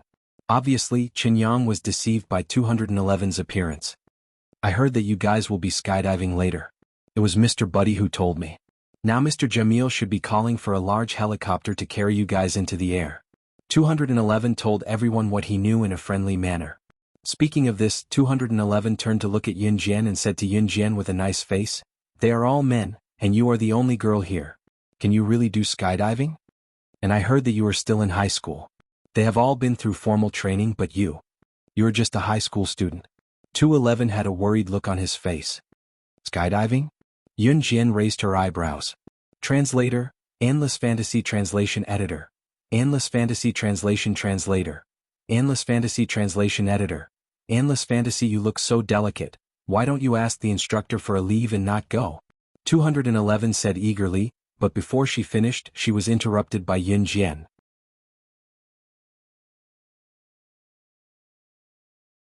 Chapter 1879. Naturally, the height of parachuting here could not be higher than the 20,000 meters that Yun Jian had mentioned. However, it was indeed much more difficult than normal parachuting or parachuting for paratroopers. As for the 20,000 meters parachuting that Yun Jian had mentioned, it was completely unheard of here, in the ears of everyone present, or even in the ears of 211. 20,000 meters, that was something that could only be achieved by breaking the world record. Furthermore, parachuting from high altitudes followed a principle. The higher the altitude, the faster the landing speed and the higher the risk factor. Above 5,000 meters, the parachuters would generally need to bring oxygen in the cabin. Therefore, the 20,000 meters that Yun Jian mentioned stunned 211 and the rest of the team, unable to snap back to reality for a long time. Yun Jian's words had stunned everyone present. 211's face darkened after hearing it. Yun Jian's words were obviously a slap to her face. She was going against her. You're talking big again.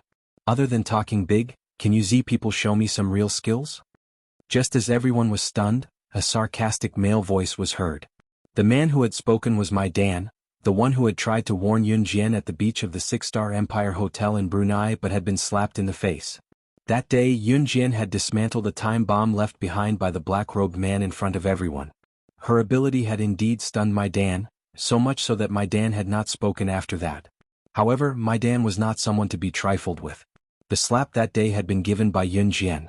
Being slapped by the young lady had caused my Dan to be ridiculed by his friends these days. My Dan naturally had to take revenge for this. My Dan's words made Yun Jian glance at him from the corner of her eyes. However, Yun Jian did not say much.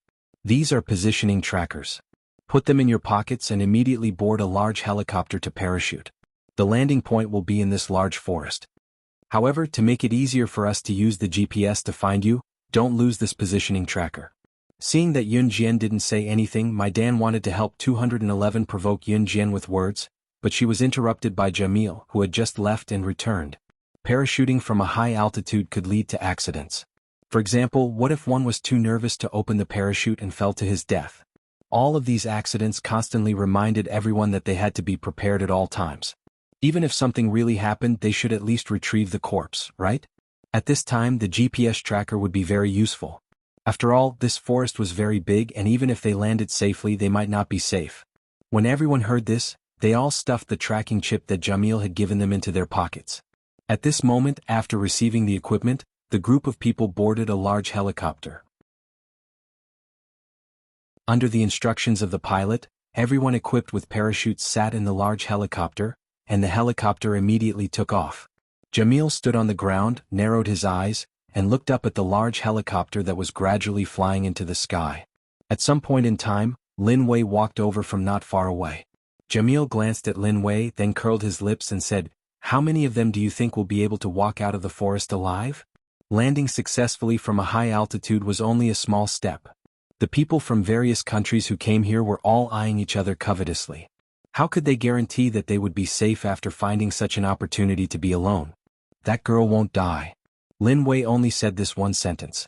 It was not only because Yun Jian was the young madam of his Hun organization. The reason why Lin Wei was even more convinced of this point was that he also saw in Yun Jian that overlapped with his memories. She was also the strongest woman in history who had been trained by him, and no one could surpass her.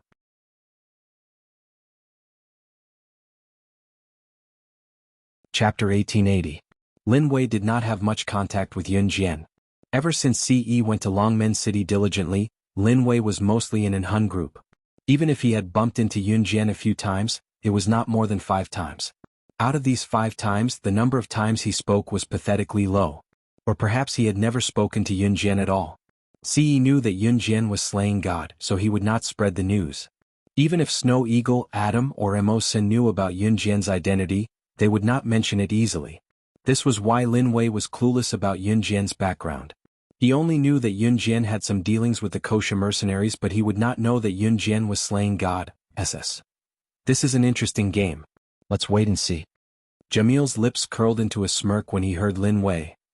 Yun Jian, who was sitting in the helicopter, was already equipped with a parachute. The women in 211 did not have the right to follow.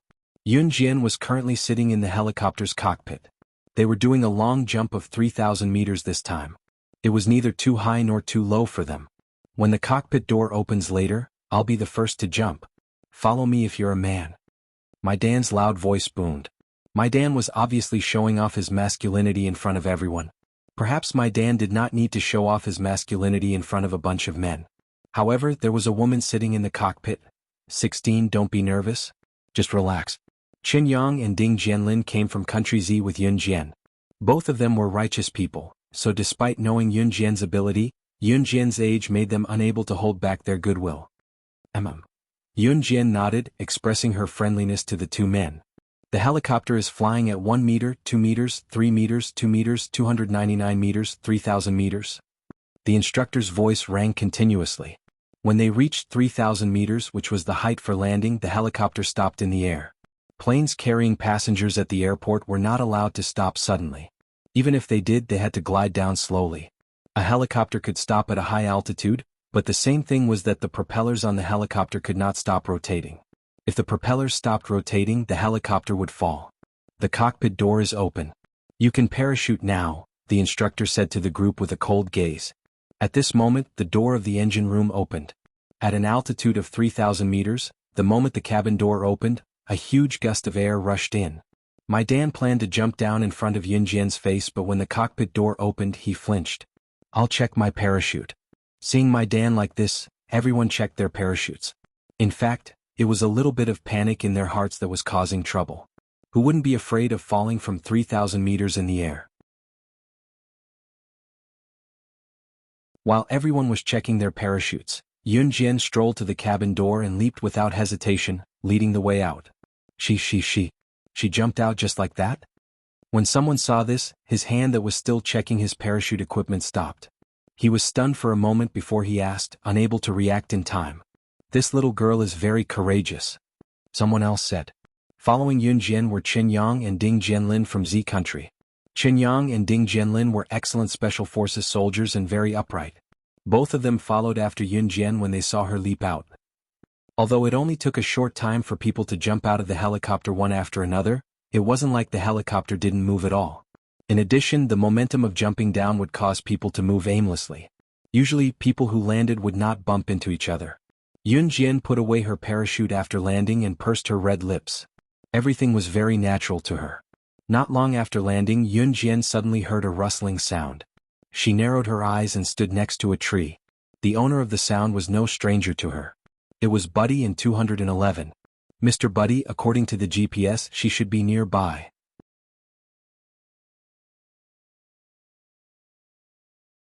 Chapter 1881. After Buddy finished speaking to 211, he suddenly shushed him. Then he said to 211 in a voice that only the two of them could hear, "Stop talking. She should be nearby. She's not far away." Only the two of them could hear what Buddy said to 211. However, Yun Jian's ears were very sensitive. Even if Buddy deliberately lowered his voice to the lowest decibel, Yun Jian could still hear what he said to 211. After 2 seconds of silence, Buddy's voice rang out again. "Did you give her the water?" "Of course.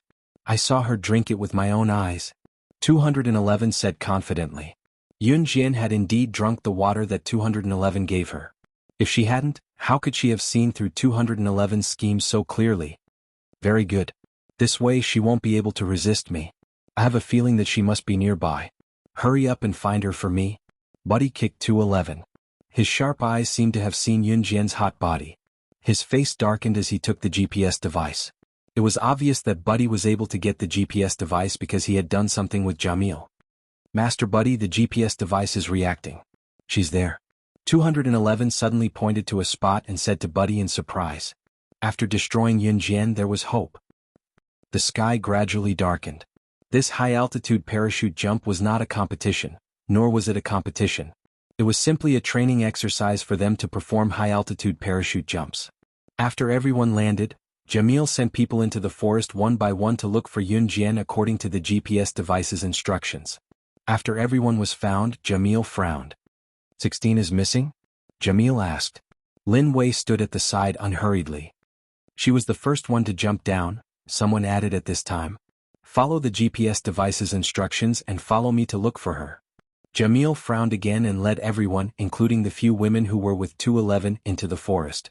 By the time they found the GPS device's chip according to the GPS device's instructions, it was almost dark. When the crowd found their destination, they were all shocked by the scene before them. They saw, Buddy and 211 were tied to a tree by parachutes. They were naked and hung from the tree. Leaves were stuffed in their mouths so they couldn't speak. On the ground facing the two of them, there were many razor blades scattered all over the place. If Buddy and 211 broke free and fell to the ground, they would be pierced by these blades. Even if they didn't die, they would definitely be half dead. Hence, Buddy and 211 hugged each other and didn't dare to move. The moment he saw Jamil, Buddy even started moaning. What's going on? Are you having sex in the air? Instructor Jamil, your subordinate is really hardcore. Someone mocked Buddy while laughing at Jamil. Soon everyone burst into laughter. No one saw it, but when Lin Wei saw this scene, his brows furrowed even tighter. Strangely, this scene overlapped with what that woman had done in his memory. Instructor Jamil, your subordinate wanted to offend me and even got this woman to drug me, but unfortunately, I'll return her to you. Yun Jian narrowed her eyes and walked out of the darkness. In front of everyone, she spoke rudely to Jamil. Just as everyone was laughing and Buddy was so mad that he wanted to kill Yun Jian, even 211 felt the same way. Lin Wei's voice rang out. Hearing Lin Wei's voice, Yun Jian wasn't surprised. Her eyes flashed and curved slightly. Master Lin Wei, you. Jamil looked at Lin Wei in confusion. Everyone was stunned for a moment. Lin Wei looked at Yun Jian as if he wanted an answer. In front of everyone who was so confused that their breathing slowed, he spoke again. This time it wasn't a question but an affirmation.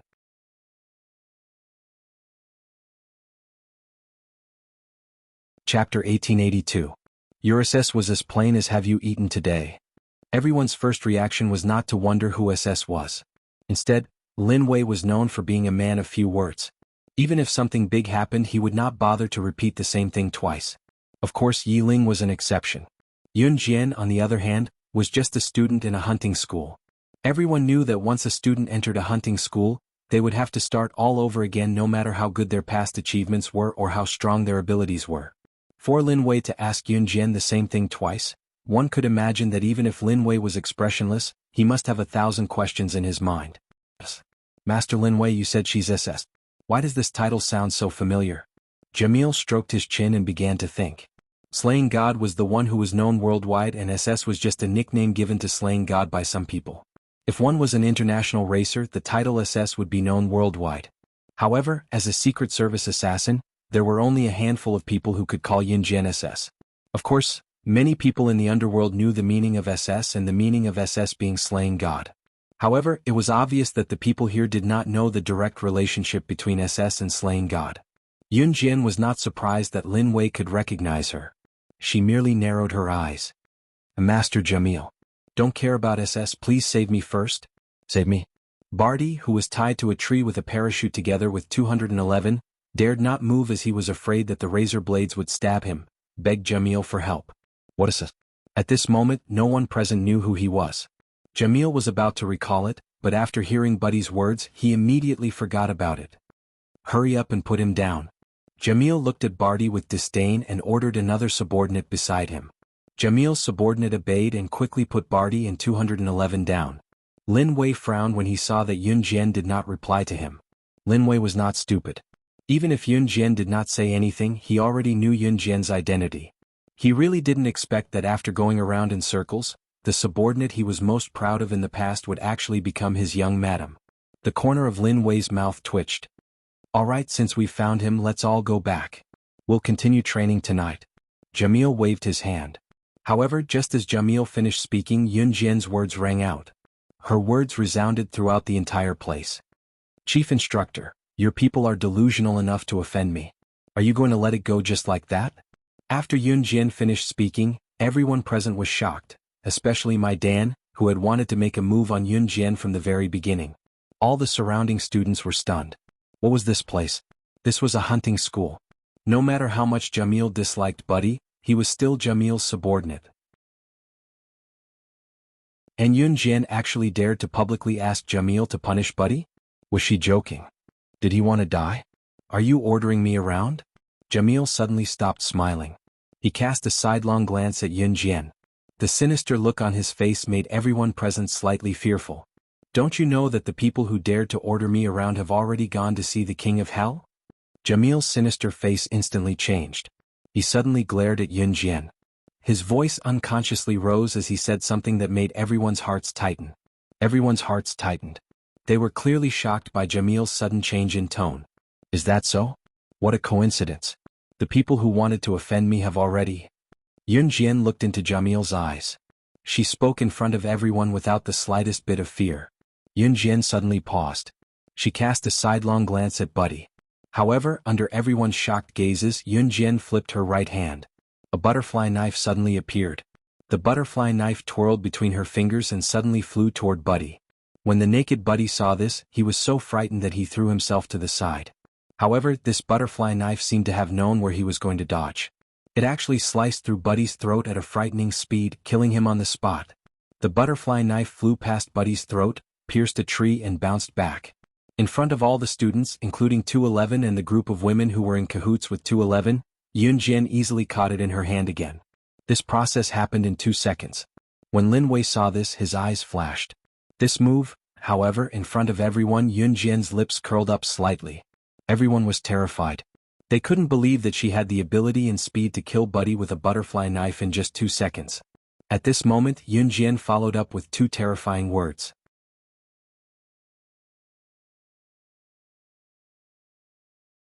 Chapter 1883. With that, Buddy's body fell to the ground at a speed that everyone present could see clearly.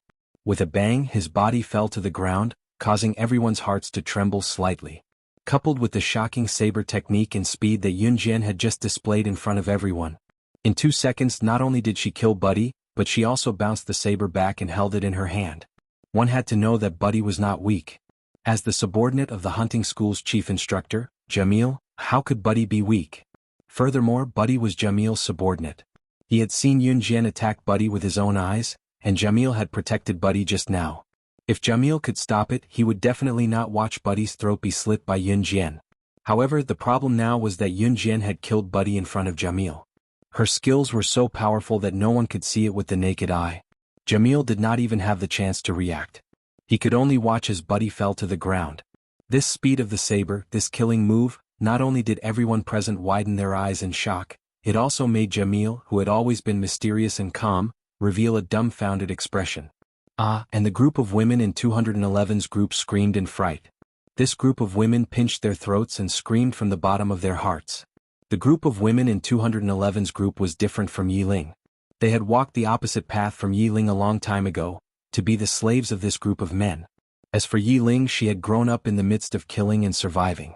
She had become a member of 211. All of these women combined were not as strong as Yi Ling alone. However, this was only when facing the group of women in 211.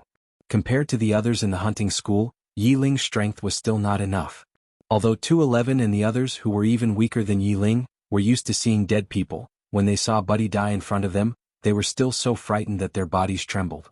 It was as if they had seen some kind of horrifying scene. Of course, 211 was the one who was most afraid.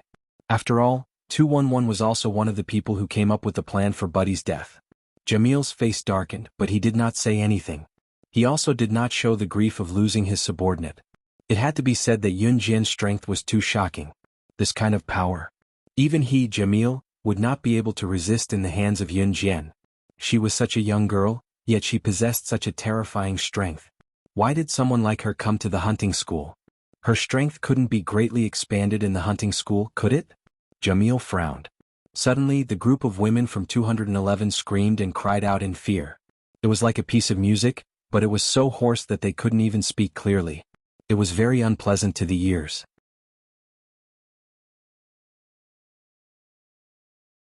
When the surrounding men heard the screams of the women in 211, they couldn't help but frown, but they didn't say anything. Shut up. Just as the screams of the women from 211 rang out, a soft shout suddenly rang out. These two words were filled with decisiveness, causing the women from 211 to shut their mouths in fright. They saw the owner of the voice holding the butterfly knife that was not stained by Buddy's blood. She stood there and turned her sharp eyes to 211. The moment Yun Jian spoke, 211's body trembled. His body unconsciously trembled twice and he obediently shut up. At this moment, Lin Wei's deep eyes flashed fiercely. He looked at Yun Jian and spoke again in front of everyone. This time, what came out of Lin Wei's mouth was not a question, but a confirmation of a person's identity. After speaking, Lin Wei's eyes were as sharp as swords. He turned his head to look at Yun Jian. In front of the group of people who were attracted by the word SS again, he spoke to Yun Jian and said the longest sentence Lin Wei had ever said.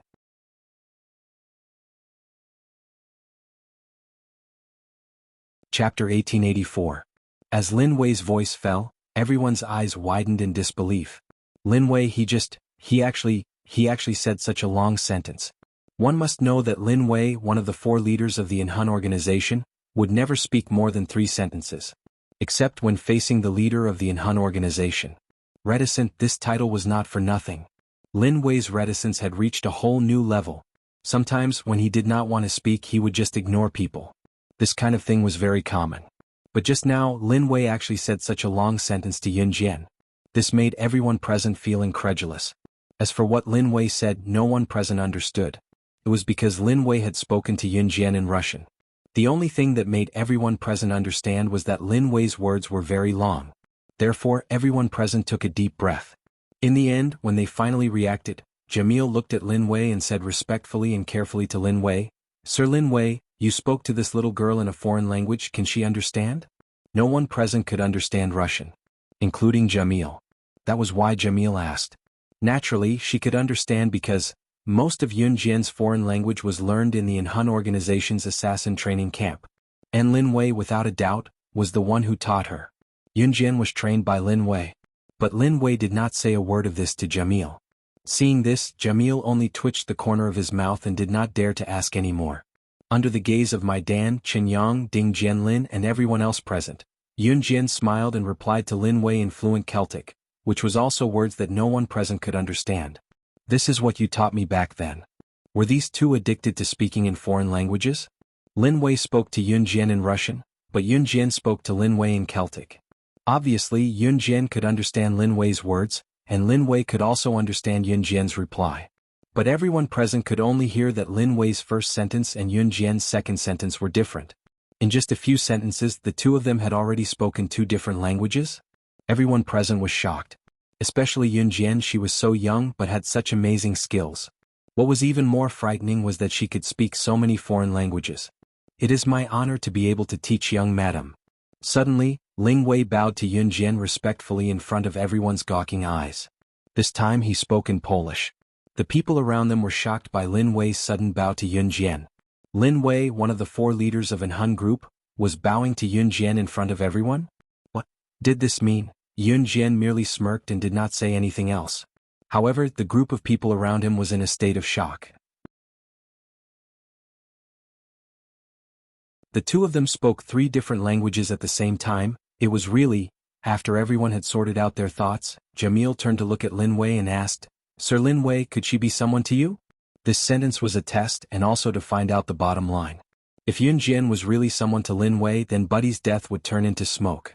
On the other hand, Jamil would never let it go.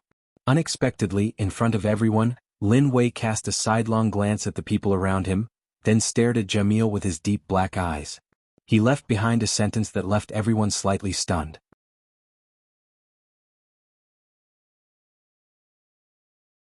Chapter 1885. Lin Wei's words were a piece of advice and a warning.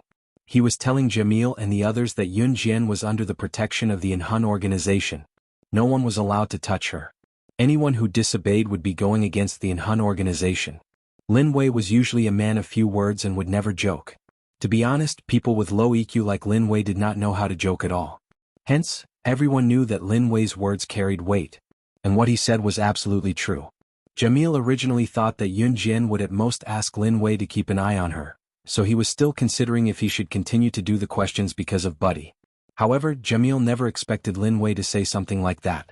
Offending Yun Jian was equivalent to starting a war with the Inhun organization. Who exactly was she? How could she cause the Inhun organization to say something like that just because of her? The group of Special Forces soldiers around them, including the group of women from 211, were completely shocked. Everyone present had an illusion for a moment. If they offended Yun Jian, they would end up in a very bad state. After Lin Wei said that, he already thought of the miserable fate of this group of people if Yun Jian lost even a strand of hair. He retracted his gaze, turned around, and left without looking back with his right hand in his trouser pocket. Jamil swallowed hard. In the end, he didn't even dare to say a word to Yun Jian. Buddy's death naturally turned into smoke. After returning, they were supposed to undergo intensive training. However, because of this incident, Jamil directly asked all the students to return to their own dormitories. After returning to the dormitory, Yun Jian did whatever she was supposed to do. She showered, ate, and practiced at night. 3 days later, Yi Ling, who had been locked in Lin Wei's room for 3 days without going out, finally heard the news of Buddy's death. For some reason, Yi Ling heaved a sigh of relief. God knew how she had spent the past 3 days.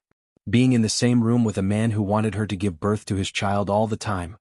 These days, Yi Ling didn't dare to sleep on the same bed as Lin Wei. At first, Lin Wei slept on the bed while Yi Ling hid in a corner of the room. Seeing this, Lin Wei grabbed Yi Ling and placed her on the bed. Seeing Yi Ling's resistance, Lin Wei, who didn't intend to do anything, directly put his hand around Yi Ling's waist and touched her plump bottom. Lust ignited, Lin Wei flipped over on top. In the end, Yi Ling resisted with all her might. When Yi Ling's jacket was half taken off, Lin Wei stopped. He hugged her and whispered, "Sleep." Then he closed his eyes. Yi Ling did not dare to resist. After hearing about Buddy's death, Yi Ling heaved a sigh of relief. As long as Buddy was dead, he would no longer be a threat when he returned to the female dormitory. The only person who had been spying on her was Buddy. Today, Yi Ling stayed in Lin Wei's room and waited for him to come back. She wanted to clarify things with Lin Wei. Buddy was already dead, so she didn't have to be afraid anymore. So, everything that had happened before could be forgotten. With a creak, the door opened, and Lin Wei's handsome face was the first to appear.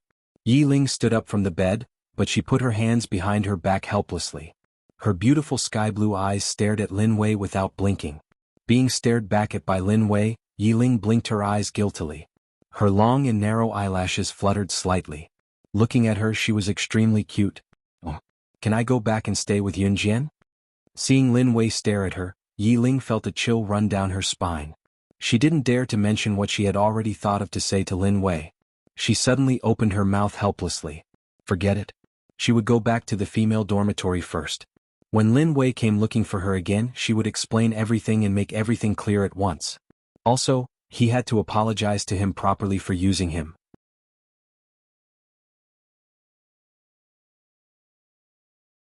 Chapter 1886. Lin Wei's words never left any room for rejection. Yi Ling blinked her eyes. Suddenly, tears flashed in her sky-blue eyes. What's wrong?" Seeing a trace of tears suddenly flash across Yi Ling's eyes, even a person as calm as Lin Wei couldn't help but feel a little helpless. It was just that Lin Wei didn't show his helplessness. I miss home. All of you are forcing me. I want to go home. I haven't been home for 10 years. Other than my father and mother, no one is really good to me. I don't even have the right to choose here.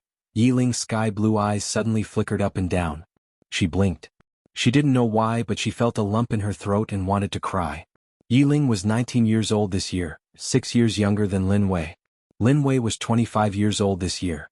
Yiling was spoiled since she was young, so she developed a princess temper that wasn't easy to coax.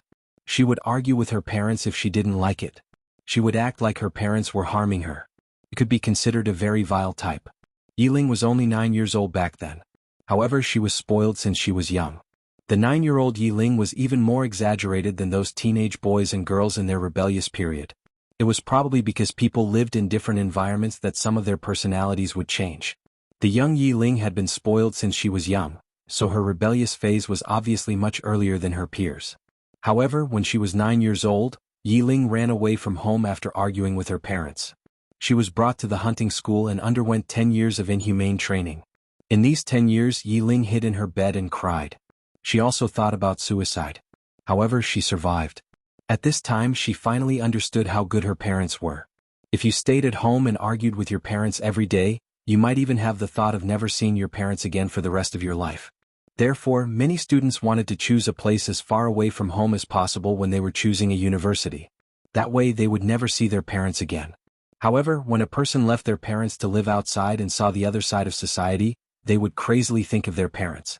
A university student, no matter how bad they were, would still go home and see their parents. But Yiling was different. After being brought to the hunting school, Yiling dreamed countless times about the parents she hated the most when she was young. They were the parents she wanted to see the most after experiencing the heartlessness of others in the hunting school. But even such a slim hope was too extravagant. All these years, Yiling had suppressed her immense pain in the bottom of her heart and displayed her most tenacious side in front of everyone. Because she believed that as long as she survived, she would be able to see her parents again. He couldn't die. He absolutely could not die. He absolutely could not give in. It was with this hope that Yiling managed to survive. Those who had never experienced this feeling would never understand that when faced with the cruelty of the world and the true disappointment of others, the easiest thing to think of was still the parents that you hated the most and were the most impatient to nag in your ears every day. Yiling didn't know what was wrong with her today. She actually squatted down and hugged herself while crying. She couldn't help but vent her emotions in front of Lin Wei. Her tears were like water flowing out of a faucet, flowing non-stop. Lin Wei's heart couldn't help but tighten when he saw this. Reaching out, Lin Wei grabbed Yiling's wrist and pulled her up from the floor into his warm embrace. I won't force you anymore. I'll make you bear children for me willingly. Lin Wei would never change the person he had set his mind on. In the female dormitory, Yun Jian was lying on the bed when the door was knocked lightly with a stone. Yun Jian opened the door and walked out to see Phantom Shadow waving at her from a grove not far away from the dormitory. Ce had been writing her a letter almost every day recently and the content was unbearable. Yun Jian walked toward the grove. Taking the envelope from Phantom Shadow as usual, Yun Jian opened it and saw the familiar handwriting. Xiao Jian, I miss you so much. I really want you to be bedridden for 365 days. Yun Jian blushed at the sight. Just as Yun Jian was about to turn back to the dormitory, a familiar fresh scent came from behind Yun Jian as someone hugged her from behind.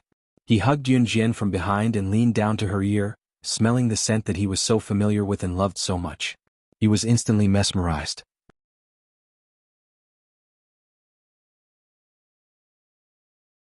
Chapter 1887. It was around 9 o'clock in the evening. Today's training had ended early. Usually training would end at 11 o'clock. She would wake up at 5 o'clock the next day, so she only had 6 hours of sleep. Today's training had ended early, so Yun Jian took a shower and rested in the dormitory. It was the last part of autumn, so the wind at night was very strong and cold. She had to wear 2 layers of clothes during the day to not feel cold. At night she had to wear a thick layer of clothes. When Yun Jian heard someone knocking on the door with a rock, she knew that it was Phantom Shadow. Since Phantom Shadow was here, he must have been sent by Ce to deliver a letter. Thus Yun Jian only put on a shirt and came out. After receiving the letter, Yun Jian hurriedly opened it.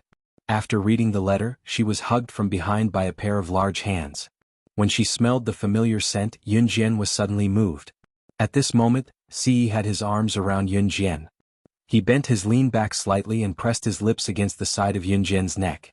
It was as if he was smelling the fragrance that belonged to her. His heavy breathing hit Yunjian's neck. Yunjian's body trembled slightly from the numbness. At her abdomen, Siyi's arms around Yunjian tightened. He suddenly felt that she was wearing very thin clothes. Thus, he frowned slightly and said in a low voice, "Why are you wearing so much? Why are you wearing so little? What if you catch a cold?" His heart would ache. Siyi didn't say the last sentence. "I'm here to get the letter you sent me. After I get it, I'll go back to my room." Yunjian reached out and tucked a strand of hair behind her ear. She pursed her red lips. "Next time you're not allowed to wear so little." As Siyi spoke, he let go of Yunjian's hands from behind and took off his jacket to drape it over her body. "Okay." Yunjian nodded. She didn't know why, but when he said this, her heart felt warm. Siyi hadn't rushed over in the middle of the night just to see her. To be honest, ever since Yunjian entered the hunting school, he knew her every move like the back of his hand. Including the fact that Yunjian was now living alone in her own dorm. 3 minutes later, Yunjian led Siyi, who already had a plan, into her dorm. Once they entered the room, Siyi locked the door that was not exactly secure. As he wished, Siyi walked into the dormitory that used to have 4 people. Now there was only Yunjian. As soon as he entered the dormitory, Siyi's wolf nature erupted. Pressing Yunjian onto the bed, Siyi pressed himself on top of her. His breathing was slightly heavy. He had been separated from Yunjian for a period of time. Although it had been less than a month, it had been more than 20 days. Once a man had sex, his mind would be filled with bad ideas. Siyi was no exception. "Don't. This is..." Yunjian was about to resist Siyi when Siyi leaned over and kissed her little mouth. "It's in the room. It's in the room. She's hiding a man. I saw it with my own eyes. Master Jamil, I've even told you about this. You must protect me. I don't want to die. I don't want to die like Master Barty and die without knowing why." Outside the room, a large group of people was led by 211 to the door of Yunjian's dormitory. Even Lin Wei had been called over. But looking at Lin Wei's expression, it seemed like it had nothing to do with him. Inside the room, Yunjian was being pressed down by Siyi. Before she could do anything, there was a sound from outside the door. Yunjian blinked. Siyi narrowed his eyes. His most beautiful moment had been interrupted. At this moment he had the urge to kill someone. Outside the room, 211 had already led everyone to the door. She pointed at Yunjian's dormitory aggressively and said to Jamil and Lin Wei, "Master Lin Wei, Master Jamil, 16 must be hiding a wild man in the room. She must be unable to stand the loneliness. Just now, I saw a man follow her into the dormitory with my own eyes. Our hunter school can't keep such people. Even if he's a student, we can't forgive him."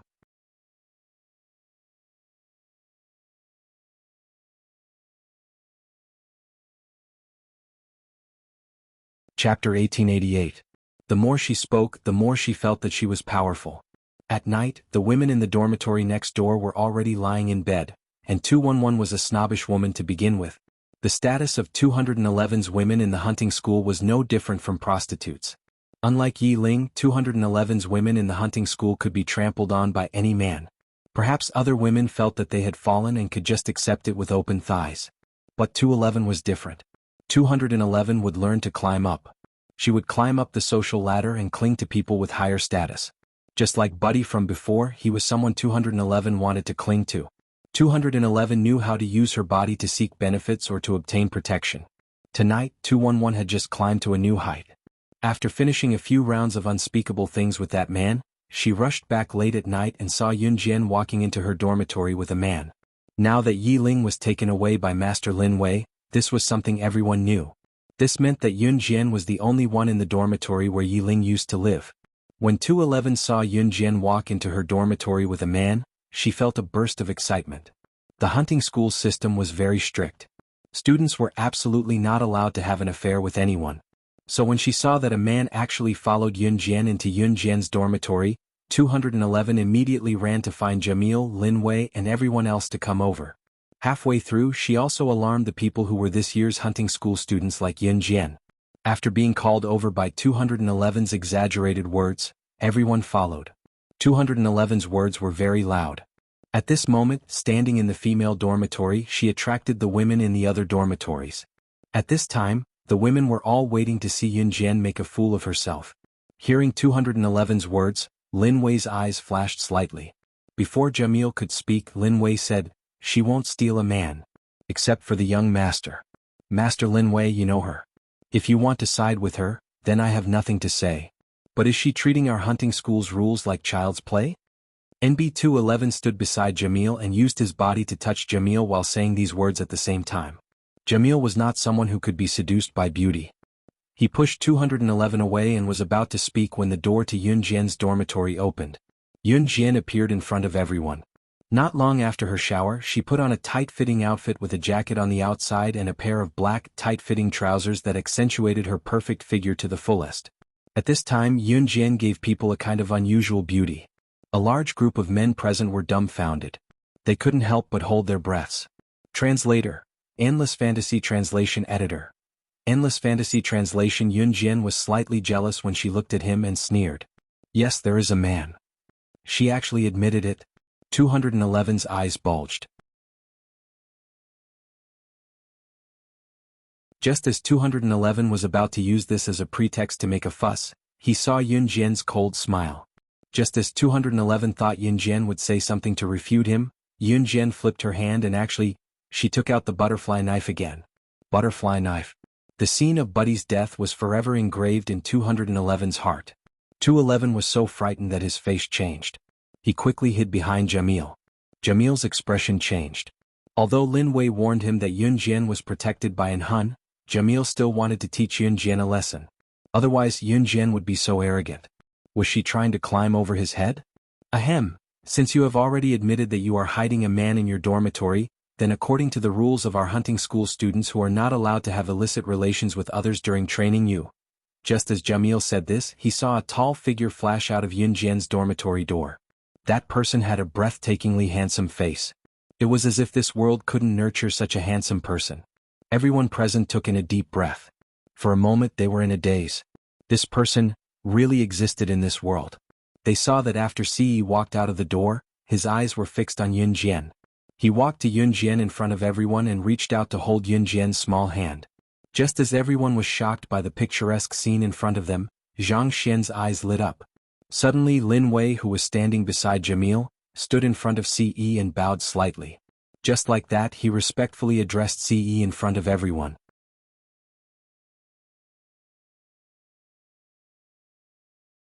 Chapter 1889. Lin Wei suddenly took a step forward and bowed at the unbelievably handsome man. His low exclamation made everyone's jaws drop. Jamil was so shocked that he blanched, unable to snap back to reality for a long time. Young head? A man that Lin Wei addressed as young head. A man that even Lin Wei, one of the 4 leaders of an Hun group, had to treat with respect. Jamil was not the only one who was stunned. All the students around, including 211 who called Ce a wild man, were stupefied. There was only one doubt in everyone's mind. Who was this man who made Lin Wei lower his head? Emma. Ce grabbed Yun Jian's hand and played with it gently in his large palm. His gaze was fixed on her throughout, but he replied to Lin Wei coldly.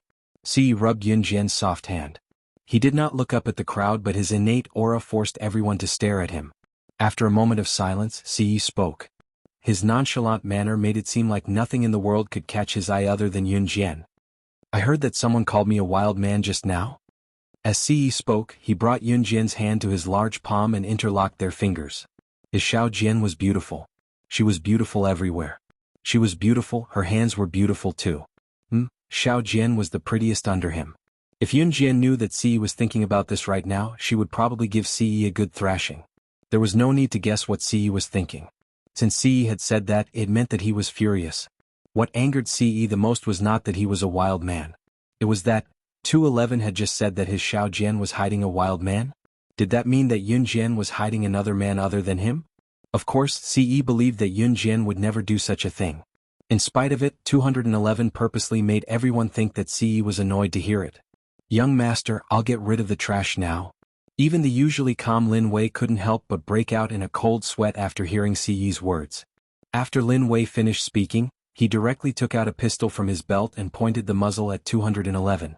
No one connected the fact that Lin Wei addressed Ce as young master with the possibility that Ce was the leader of an Hun organization. Lin Wei only listened to an Hun's leader. But How could the leader of an Hun be here? How could it be C? After all, C was still young. The people around them were all old foxes. Usually, the more ordinary a person was, the more realistic their guesses were. However, these old foxes would only make things more complicated. Could it be that the man standing beside Yun Jian was a reclusive subordinate of an Hun's leader? His position was higher than the 4 leaders of an Hun organization? Even if it was an illusion, no one would link the identity of an Hun's leader to CE. The more experienced they were, the more they would overthink and the further the truth would be from them. Gun. Gun. Don't kill me. When 211 saw that Lin Wei had pointed the gun at her, she shuddered in fear and turned to run. 211 did not expect that she had only wanted to embarrass Yun Jian today so that she would be rewarded for reporting the incident. However, she had never thought that she would actually bring about a fatal disaster. However, before 211 could run out, Lin Wei's gun hit 211's heart with a bang, not missing by a hair's breadth. The surrounding people were so shocked that they sucked in a deep breath. The group of women who were with 211 saw 211's eyes widen and fell to the ground with his eyes wide open. They were so scared that they didn't dare to move. Dead. 211 dead. Compared to the people around him, Jamil's thoughts were much more meticulous. He had already guessed half of CE's identity. Just as Jamil was unable to obtain a definite answer, Lin Wei suddenly turned to look at Jamil. He gave Jamil and the people around him a solemn warning.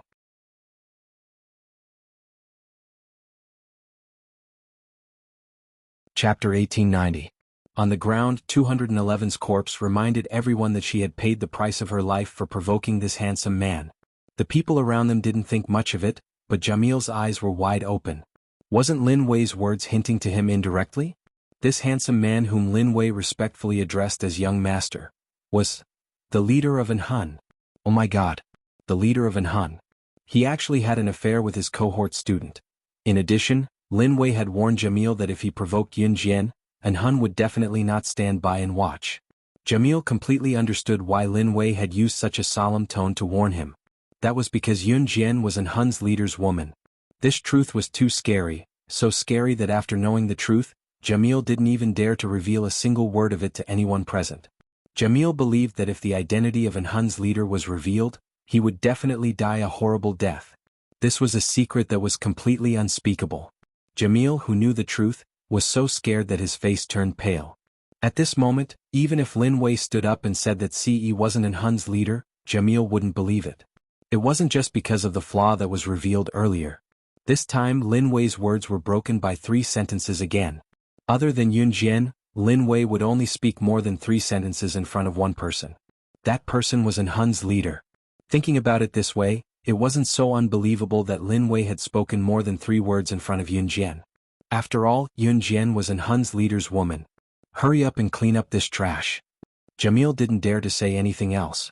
He pointed at 211's corpse and shouted at his subordinate beside him. This subordinate quickly found someone to take care of this matter.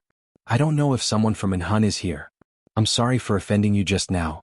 May I invite you to my place? Jamil walked over and looked at CE respectfully. Because he was a little scared, he stuttered a little. All the students around, including the group of women who were with 211 and Gemel's subordinates, didn't have Gemel's brain. Therefore, they only thought that CE was someone from Lin Wei or someone with a higher status in an Hun organization that the secular world didn't know about. Who would have guessed that CE was the leader of an Hun? Jamil was probably the only one who could guess this. Jamil, who knew the truth, was really scared to death. His body was trembling, and the strong aura he had when he first appeared was completely dispersed in front of CE. The way Jamil invited CE was as if he was afraid that CE would reject him. However, just when Jamil thought that CE would not agree, CE suddenly grabbed Yun Jian's small hand and finally turned her gaze to Jamil. That pair of sharp and deep black eyes stared at Jamil, causing him to feel a wave of panic. The young master has agreed. Why aren't you leading the way? Lin Wei glared at Jamil and spoke concisely. Yes. Hearing this, Jamil quickly led the way. That sudden change in his respectful attitude made everyone present feel like they were hallucinating for a moment. You're tuning in to the Han Li's Wuxia Adventures YouTube channel. We're so grateful for your support, and don't forget to subscribe to join us on this incredible journey through captivating stories. Your generosity through donations truly makes a world of difference, as it's the primary source of revenue that allows me to expand and enhance this channel for you. Thank you from the bottom of my heart for being a part of this adventure.